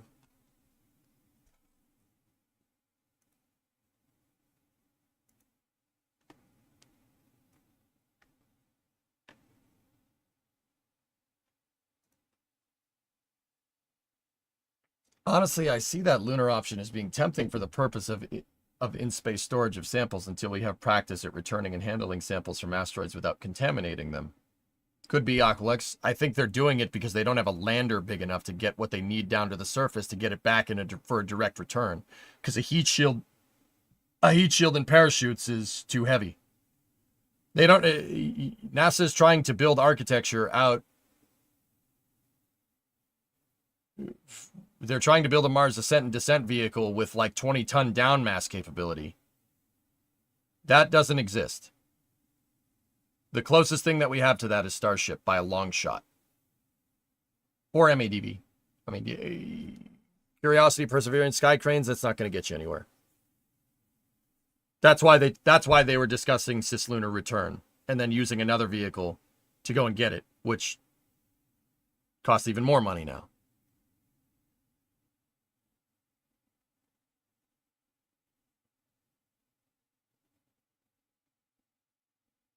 Yeah.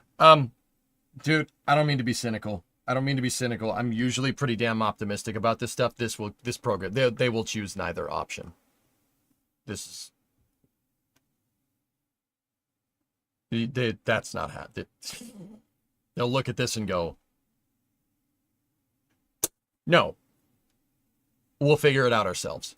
And that might not even be the right decision, to be honest with you. I don't know if that's the right decision. Who knows? Dudes, hold up. All right. Subject change real quick.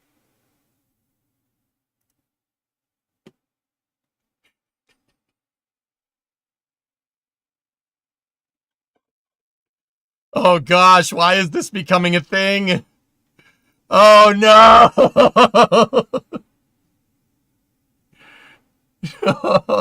What have you done? I didn't do it, man. I swear this is not my fault. I swear. No, God. Oh God. It kind of is. I'd say it's not my fault completely, but I am definitely not above blame here. Oh God. Oh boy. Grid fin maxing. Oh no. Oh jeez.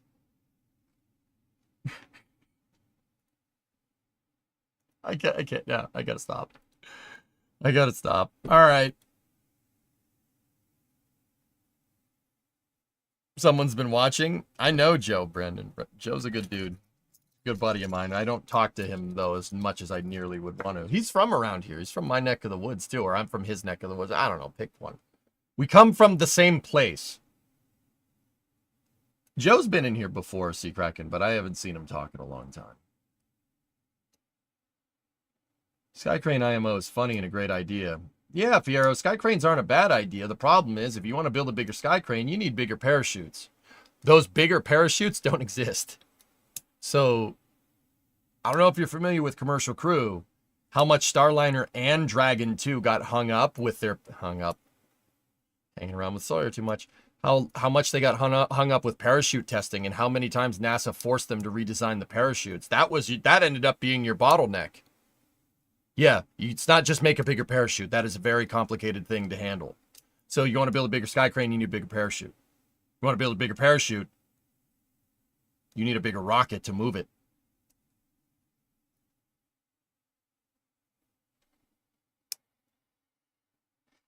I wonder if MADV testing, I wonder if Rook would propose a small return capsule with no heat shield to get to Mars orbit for a return on an earlier Starship test before human rating. Well, your ESA is building the return vehicle, Josh. Yeah. Why are parachutes hard? I'm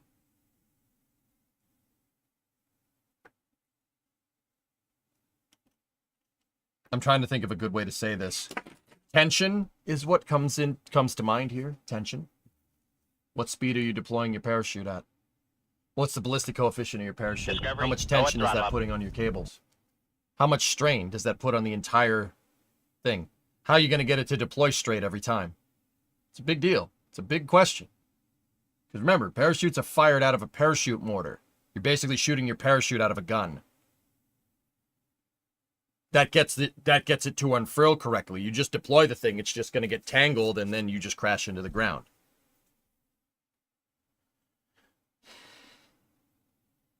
Hey, Dragon, 57-month resub. Whoop! Excited for Flight 7. Yeah, baby. Today you played Helldivers. You've been democramaxing. Good man. There's a lot of material science. Yeah, entropic. Yeah, there's a lot of material science involved. That's a good question. You're going to make a bigger parachute. That bigger parachute is going to make more drag. You can't use the same damn cables that you used for the smaller parachute. Now you need to figure out a way to actually make a stronger rope. Is that doable? Sure. Of course that's doable. Your parachute's higher mass now. You're going to need a bigger mortar. What's your deployment mechanism?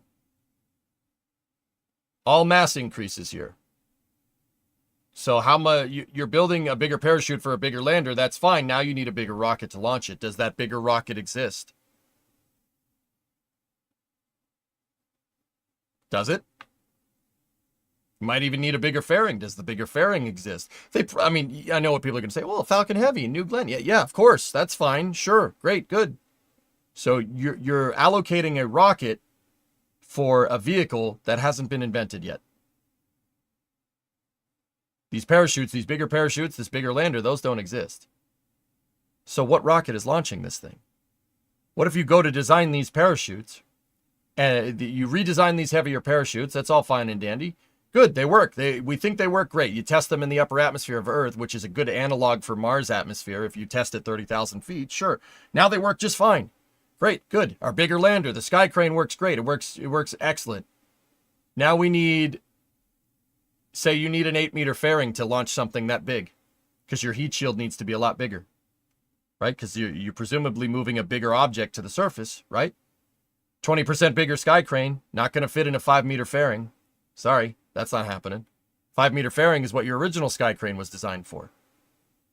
So now you need a bigger fairing. Okay, we have New Glenn, that's fine. 7-meter fairing, it should be able to fit in there. Does New Glenn have enough delta V to move this? It's a lot of questions to ask, dudes. Do we consider putting it on SLS? Well, sure. The SLS could absolutely do it if it had a cargo fairing. And if it, flew more. What mission are you allocating for this? Remember, there's like one SLS launch every 1.5 years at this point. How are we going to do that? How are you going to get it back in 2035 when all of the missions are out to Artemis 12 are allocated already? You're going to just contract another SLS? Now your cost balloons exponentially because you need another SLS. Might not be the worst way to do it. See what I'm talking about? This gets out of hand real quick. It's not just redesigning another parachute. Redesigning the parachute is difficult in its own regard. That is already a difficult endeavor. But making a bigger chute is going to have ripple effects and trade-offs in your entire architecture.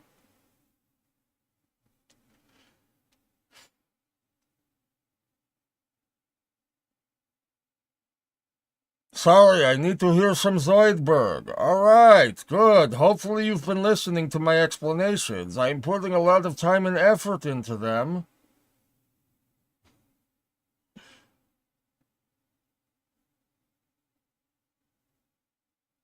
Bring a 16-inch gun to Mars and launch it back to Earth.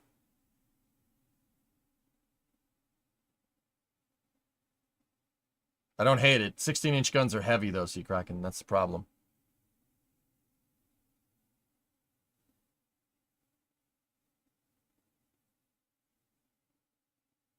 Why not put bigger engines on it and supersonic retro propulsion it?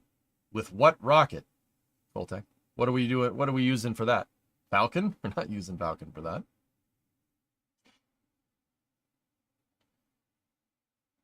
If ESA is still working on the return vehicle, how can we still be unclear on what vehicle size and capabilities need to be? Whether it will go cislunar or direct. Your Mars ascent vehicle, Joshua. Your Mars ascent vehicle, right, needs to be a certain mass to get into orbit. That's the delta V formula. That's pretty straightforward stuff. Okay? Now you need to go get the samples. Okay? What if the calculations of all that, so your rocket has enough to get back into space and rendezvous with an object. You give it enough delta V. And now you design its lander or design something to bring it down there, right? And that ends up exceeding the mass of your sky crane, which it does.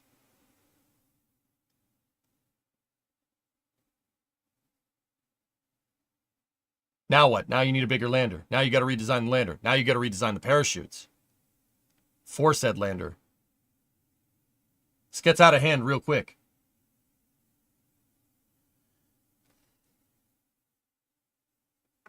And that's why the other program ballooned to $11 billion in cost, which kind of annoys me that NASA looked at that and said, oh, it's $11 billion is too much. Okay, based off of what?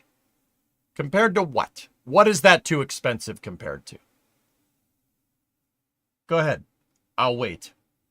And now they have this independent review team basically confirming that the reason why that program ballooned to $11 billion in cost is because you have a really big hardware problem in the form of no Mars ascent and descent vehicle.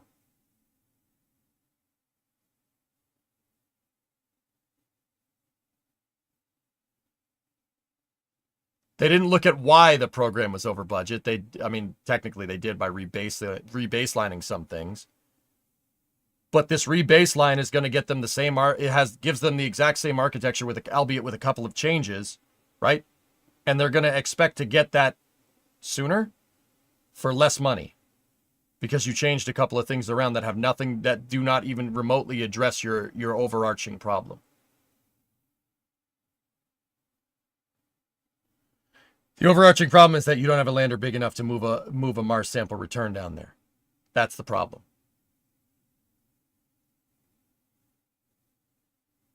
Sorry, EJ, I needed to hear Zoidberg. That's fine, man. So it's all good, man.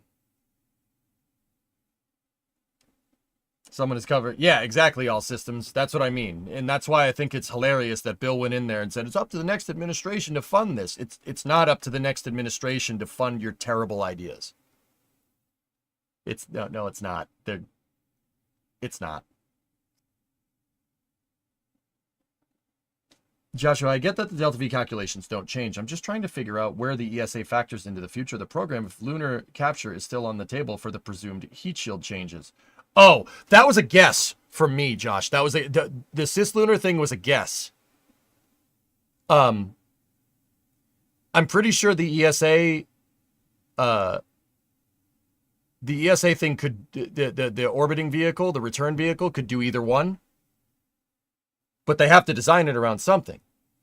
If you put it into cislunar architecture, it extends the time for the mission, right? It extends your operations window for the mission to 2040, potentially, because you need to go fish out something to get it. But you don't need to build as big of a launch vehicle because your sample return doesn't need thermal protection systems or parachutes at that point. That is moving a lot of mass out of your design so they can make the Mars sample return lander lighter and then thus probably not have to rebaseline their sky crane. It's not a bad idea. It's just expediency. Let me look at my notes one more time. So the whole crux, the whole reason to sack the original Mars sample return in April of 2024 was because the cost could go up to $11 billion, the cost could go up to $11 billion for a return in 2040. And one of their pathways for this, their pathway for getting this back in 2035 would be a direct return to Earth. But if you're going to do that, you need to redesign your lander. You need to rebaseline the architecture that you have. Somehow NASA's going to do that for $3 billion less.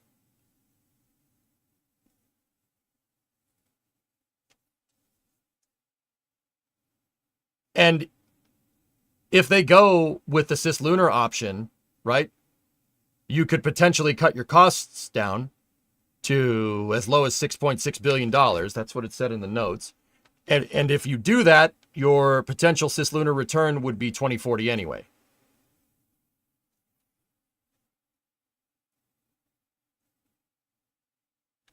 In which case, you return samples by 2040. We probably have a city on Mars by that point. Don't count your chickens before they hatch. But also, If we're not on Mars in 2040, I'm going to be a little upset.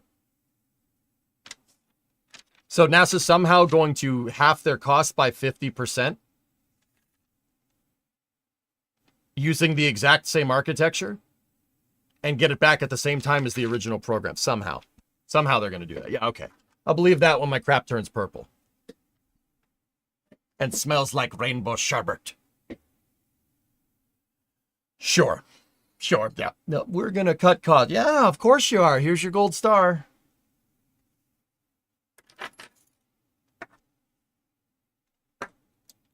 Sure. Okay. Of course you are.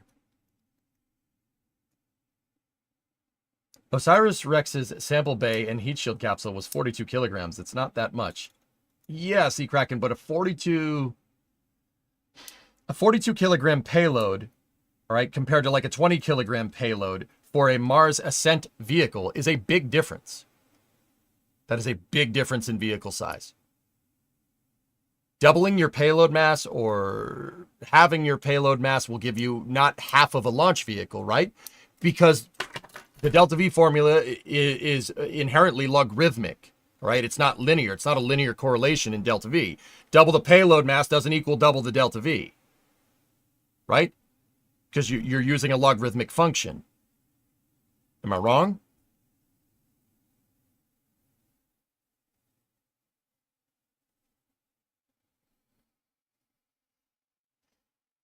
Yeah, I got you. I got you. Posted in the KSP channel. All right, Yuri, let me see what's on tap here.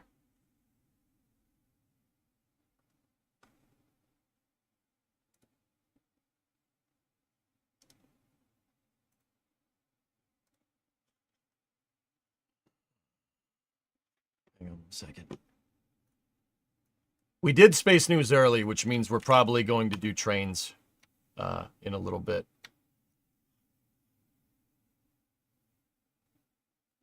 You guys want to see some trains? People have been asking.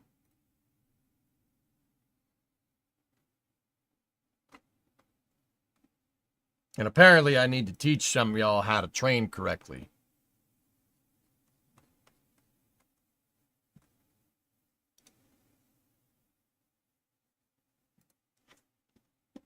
I'm getting it right now, Yuri. Give me one moment.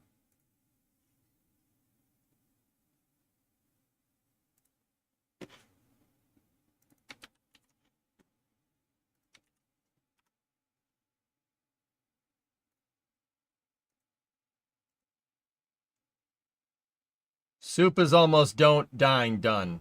Okay.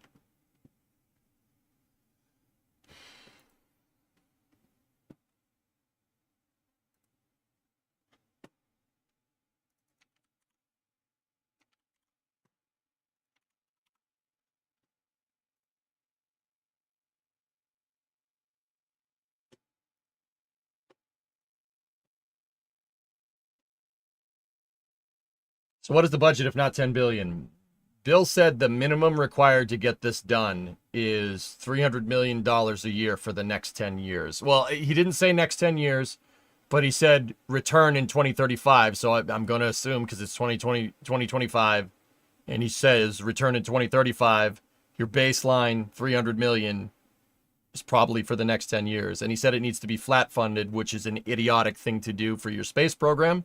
How do you know how much it's going to cost if you haven't done it? You don't. So, yep, there's a setup for failure right there. But yeah, that's what I assumed. I assumed it's the next 10 years. The 300 million for the next 10 years, which equates out to flat funding it. So that's 3 billion.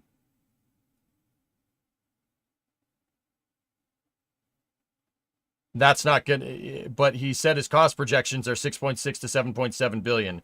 That's what's going to be required. So flat funding it will absolutely not get you a return in 2035.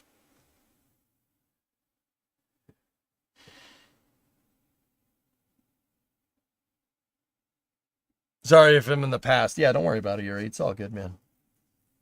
Is the Satisfactory build completed over the holiday? No, it's probably about 30% done, Darkru. I wanted to get it done by Christmas, but I forgot that getting it done by Christmas means you have to balance that with Christmas.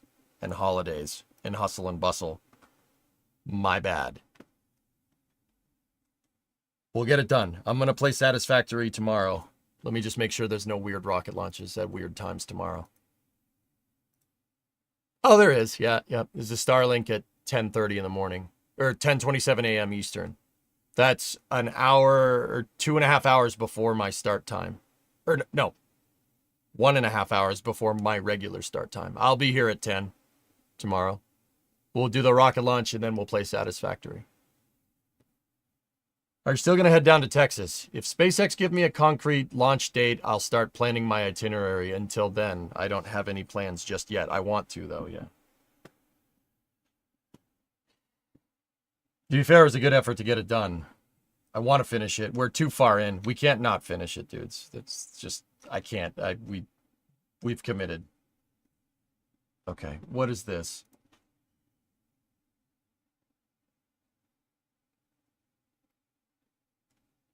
I don't want to unlock my offer. Get the frick off the screen.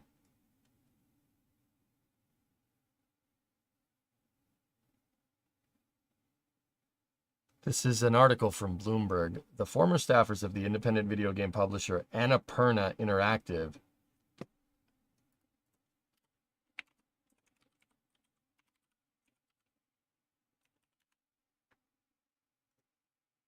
that name's very familiar.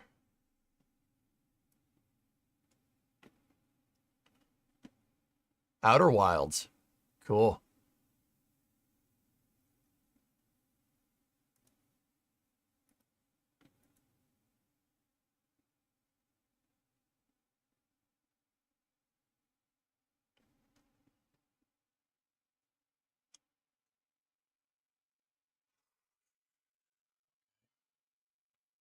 Yeah, I saw it, Vargon.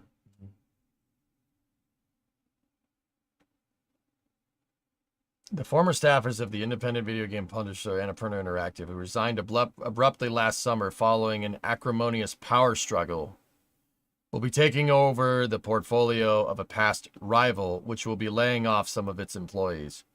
Their new company, which does not yet have a name, will inherit the games and franchises of Private Division, the label formerly owned by Take-Two Interactive, according to people familiar with the deal. In November, Take-Two said it had sold Private Division for an undisclosed price. The unnamed buyer, according to the people who asked not to be identified, discussing non-public information, was Haveli Investments, a private equity firm based in Austin. The spokesperson for Haveli said the firm did not immediately have comment. In recent weeks, according to people familiar, Haveli struck a deal with ex-Annapurna staffers to fund the new company and place them in charge of distributing the former Private Division titles, including Tales of the Shire, out on March 25th, a farming game based off of The Lord of the Rings. They will also take over the popular Kerbal Space Program series, as well as an unannounced title from Game Freak, the developer and co-owner of the Pokemon franchise. When Haveli purchased Private Division from Take-Two, it inherited around 20 employees, some of whom will be laid off as part of the new arrangement, said the people familiar, although the specifics have not yet been finalized. The current leadership of Private Division has told employees to explore their options due to uncertainty surrounding their jobs. Private Division was founded in 2017 to publish mid-sized titles. It started strongly with such hits as the 2019 role-playing game The Outer Worlds, which sold 5 million copies. Outer Worlds is a great game. Yeah, for what it's worth. Good game. But the label lost momentum and proved to be an awkward fit within its larger parent company, eventually leading to layoffs and studio closures. Oh, that's what you call that. Okay.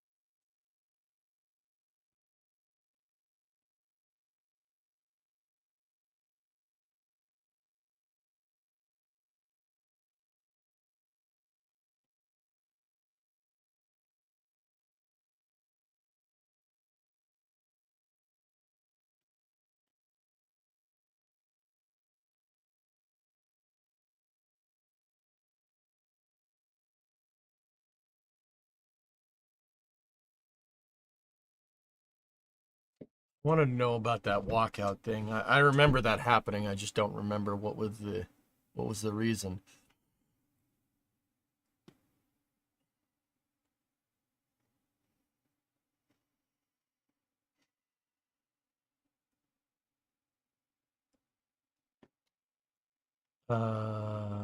This is off of the Wikipedia page, so take with it what you will here.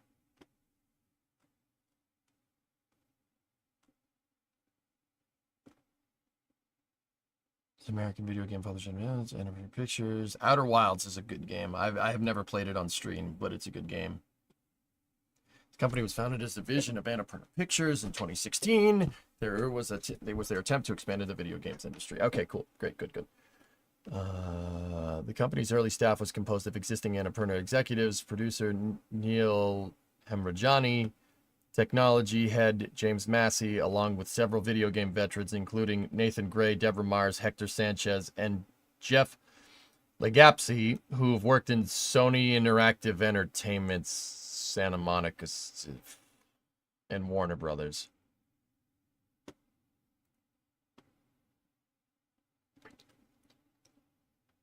Okay.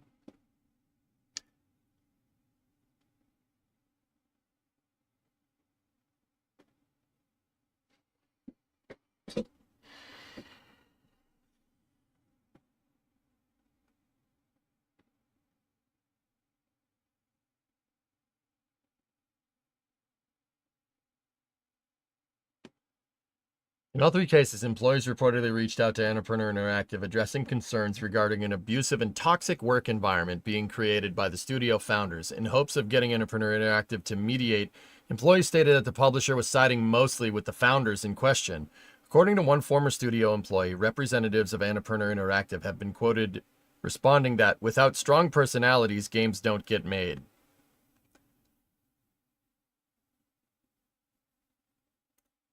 Chris Pratt of People Make Games saw these incidents as part of a greater pattern of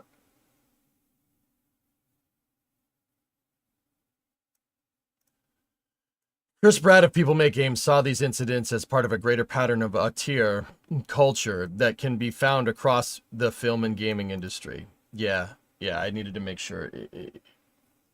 It's a distinctive approach.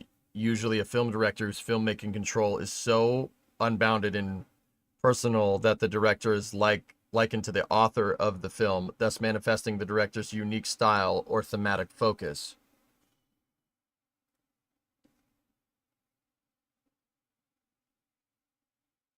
So, people trying to be Stanley Kubrick up in here. What they don't tell you is that Stanley Kubrick was a workaholic with obsessive compulsive disorder, and that's how he made his auteur style. But, you know, you want to be like Stanley Kubrick. All right, cool.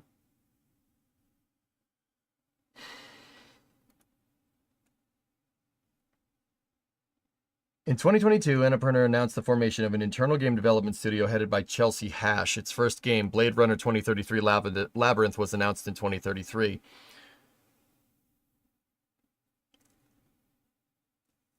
I'm just trying to get to the...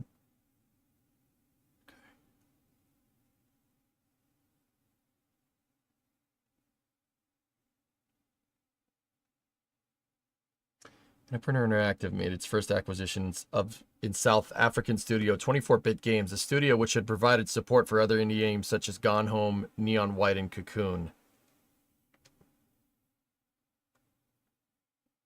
According to IGN and its sources, Ellison became more involved with Annapurna Pictures at the start of 2024, letting go of Massey as his role was considered redundant and putting Gary back as president of Annapurna Interactive. However, other sources claim that Gary was also let go at this time.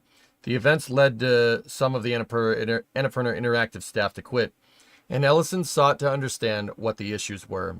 After conversing with the remaining staff, Ellison brought back Gary and Massey, reestablishing them in Annapurna Interactive. And Ellison, is that Larry Ellison or his daughter? Interesting.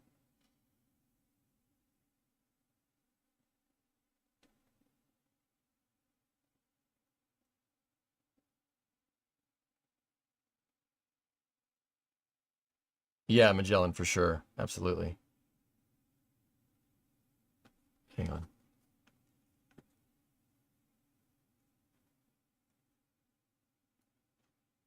Yeah, Larry Ellison. Okay. Okay. All right. Yep, sure. Shortly after this, Ellison rehired Sanchez to lead a new games and interactive division within Annapurna Pictures. This effort was spearheaded by Annapurna Pictures' deal with Remedy Entertainment to fund development of Control 2, along with getting the television and film rights to Control and Alan Wake. Internally, this new division would become Annapurna's division for AAA games, while Annapurna Interactive would remain focused on indie games. However, Annapurna Interactive staff were not informed of these deals. Ooh. Just tune in. What's the context here? You'll find out if we keep reading. Yeah, Drummer, it's the buyer, supposed buyer for KSP2. When Remedy publicly announced its deal with Annapurna in August 2024, Annapurna Interactive staff were confused and tried to approach Ellison about their previously proposed split, but Ellison did not join these negotiations, instead taking more control in Annapurna Interactive. At the start of September 24, Gary Massey, Mars, and Vela submitted a co-resignation letter. Annapurna Pictures reported at the time they were planning to integrate the interactive division among their other branches. Following week, Bloomberg News' Jason Schreier reported Annapurna Interactive's entire staff of 25 had resigned. The group tried to continue their previous discussions on establishing Verset, but Ellison did not respond to their messages. Following these resignations, Sanchez took over Annapurna Interactive with the help of other staff, and while they intend to honor existing publication deals, the resignations left some questions regarding what support developers publishing through Annapurna Interactive would get. Some developers with projects under Annapurna Interactive, including Davey Redden and C418, and Beethoven and Dinosaur, stated that their forthcoming or planned games were not affected. Remedy Entertainment was not affected as Annapurna Pictures was responsible for their collaboration. Blade Runner 2033 Labyrinth, which was being developed internally, was also left in question since the internal development team had also resigned. Though Annapurna Interactive reiterated plans to release the game following the transition. Annapurna announced that development of Silent Hill Townfall will still continue. So these people right here, Gary, Massey, Mars, and Vela, those are the people that acquired the rights to Take-Two through a private equity firm.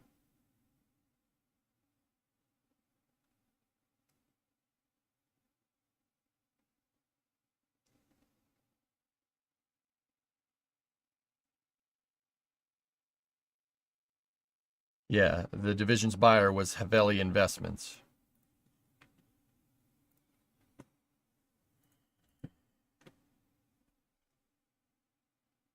Chris Pratt is a tool. I don't know who that is.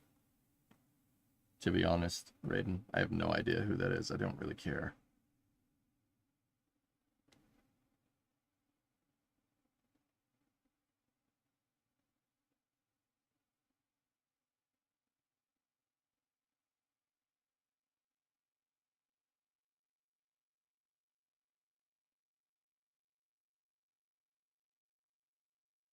Interesting.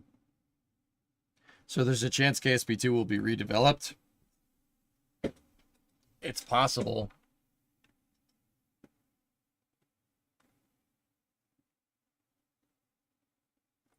Guys,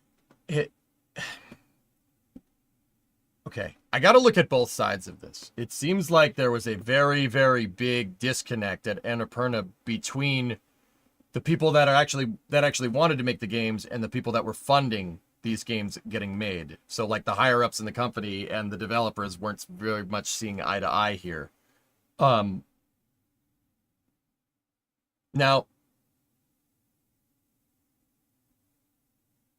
that goes both ways.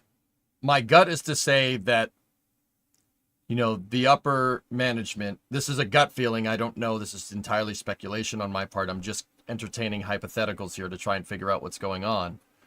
My gut is telling me that they got squeezed by upper management and didn't like it. To the point where it just doesn't make sense. Like, there's... you're not going to get, like, you can only squeeze so much water out of a sponge, right? Like, and the sponge being your employees here. And that's a shame, right? You shouldn't hamstring your employees like that, because then they don't, you end up stressing them out so much that they don't produce anything and leave. Yeah, which seems to be what happened. The flip side of that is you hired all these people, you invested a good amount of money into getting this project off the ground, and you haven't produced anything. However, I don't think that is exactly what went down here, because they started publishing a ton of games. Donut County, Kentucky Route Zero, Outer Wilds, which is a fantastic game, Sayonara Wild Hearts, Wadham, What Remains of Edith Finch, Telling Lies, Neon White, and Stray. So, and those aren't bad games either, so I'm going to guess that it's probably a very big disconnect between, people making, like, I'd say it's the developers are in the right here. Right? Because if they didn't produce anything for a long time, then you could make the argument that these people are just, freeloaders, right? I know it doesn't sound like that.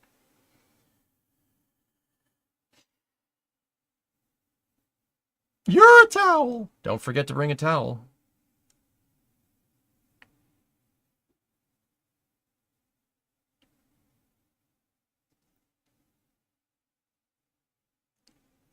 Stray, otherwise known as 2022's most boring game.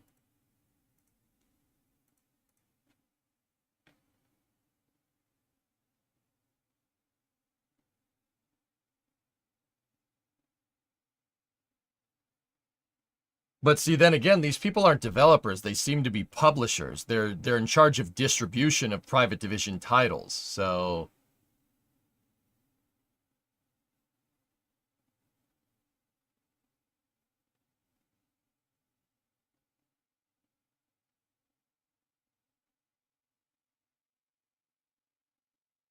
I'm not sure the people that are taking over Kerbal are necessarily developers here. I don't know enough about them. I hope they are.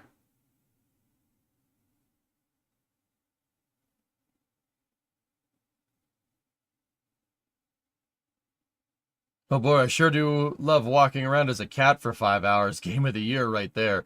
Oh, that game! That's Stray? The game where you're the cat? Oh. Oh.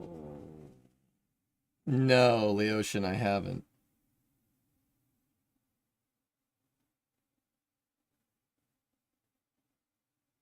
Oh, that game. I remember that game. That was flavor of the month. It was so funny because, like, look at how minimal it is. You're just a cat. Ha ha ha ha. I didn't play it.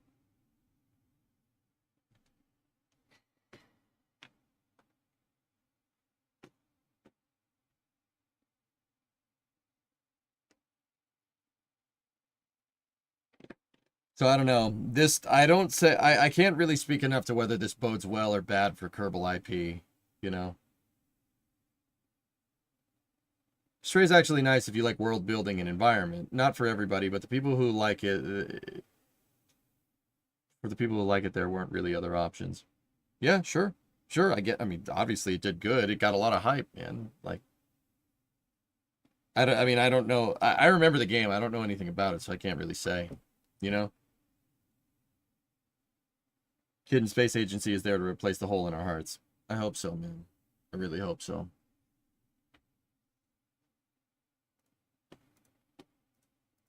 Like, really hope so.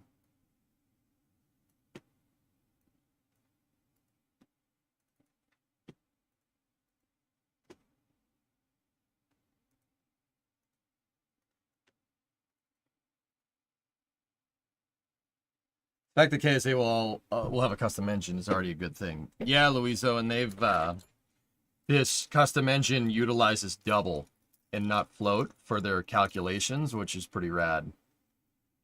Did you see the latest KSA dev preview? I have not.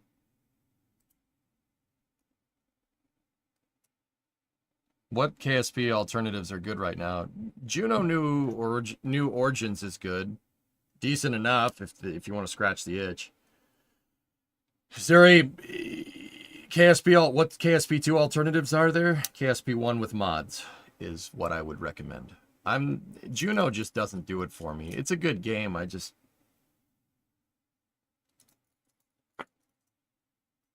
seems eh. Hey Rivian, what's going on? Happy New Year. Stray can be summed up as explore the world, find out the story that already happened, and take events to the last yard to their conclusion. Neat. So gameplay kind of like LA Noire. Aqualex, yeah.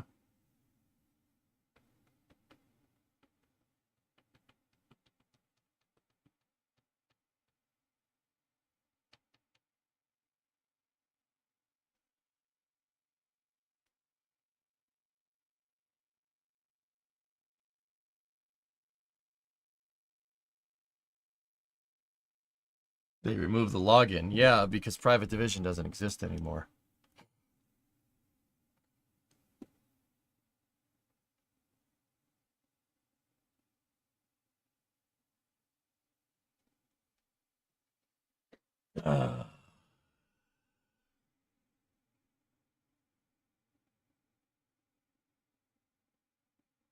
Yeah, Zeri, I know what you mean.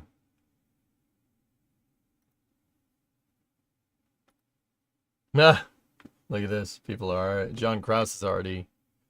And just send humans to do it. Joe, I'll go. We don't have the right spacesuits yet, but I can hold my breath really, really long. Now there's an idea. Send that thing to go and pick it up.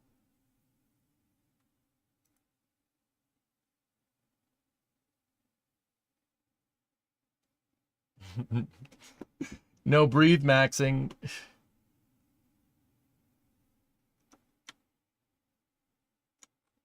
Yeah.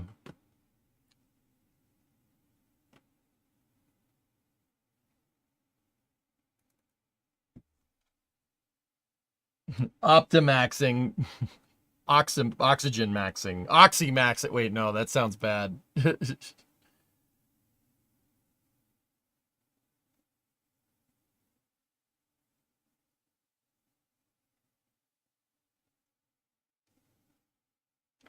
Please don't send AI robots to do what humans should be doing. It'll set a bad example and humans will never get there in this century.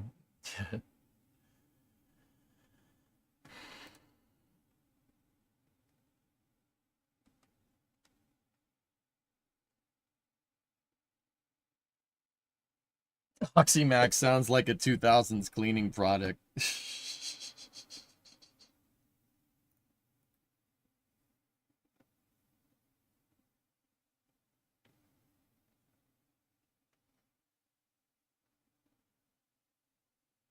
I hate to tell you, but we already send robots. Yeah. Hello. Hello.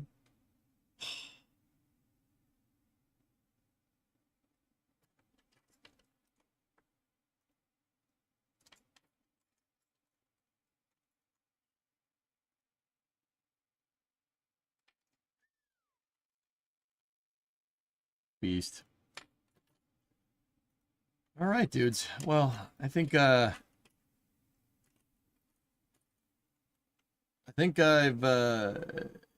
covered this press conference pretty sufficiently. Thing is that took up a lot of time. I probably shouldn't have gone this far, but I'm not sure. What do you guys want to do? I'm gonna need a break. I gotta go get some water. I'm starting to get a headache. I'm probably gonna go get some soup too. Yeah. And we could do more space news when I get back, or we could play with trains. Go at throttle up. Hey, Joe Ho, 62-month resub. Thank you. Nick Knack, removing mountain. That's tomorrow. Yep. I'd like space news with soup. Did someone say trains? Are you not into trains? Would you be on launch day with NSF for stakeout? If I did go down there, Zura, yes. Soup news. Can I get a space bread bowl? Yes. No. Can we get soup news? I will report on my findings of the soup while we're driving a train around.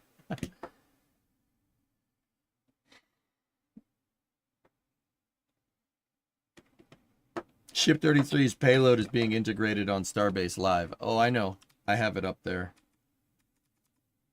Or it did. Where did it go? Oh, there it is. Okay.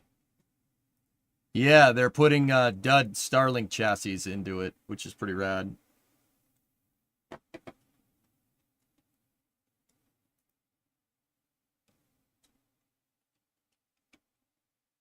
All right.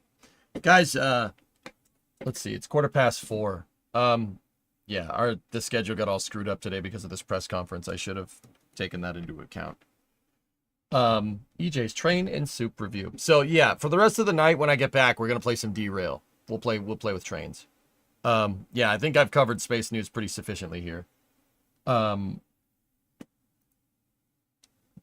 yeah, give me on the YouTube side of things, give me about 30 minutes. On Twitch, just stay here. I'll put on some music in the background, and yeah, we'll get some trains going here momentarily. We will rail max. Okay, we're gonna go train maxing. Okay. All right. I will be back. Give me about 30 minutes. Okay, probably less. I'm gonna go eat the frick out of this soup. Okay. Hope you enjoyed EJ's Space and Press Conference review. That's going to do it for me right now. We'll be back in 30 if you're on Twitch. YouTube, you're going to get a momentary loss of signal. Or if you're watching this on a VOD, bye. I'll be back in a sec.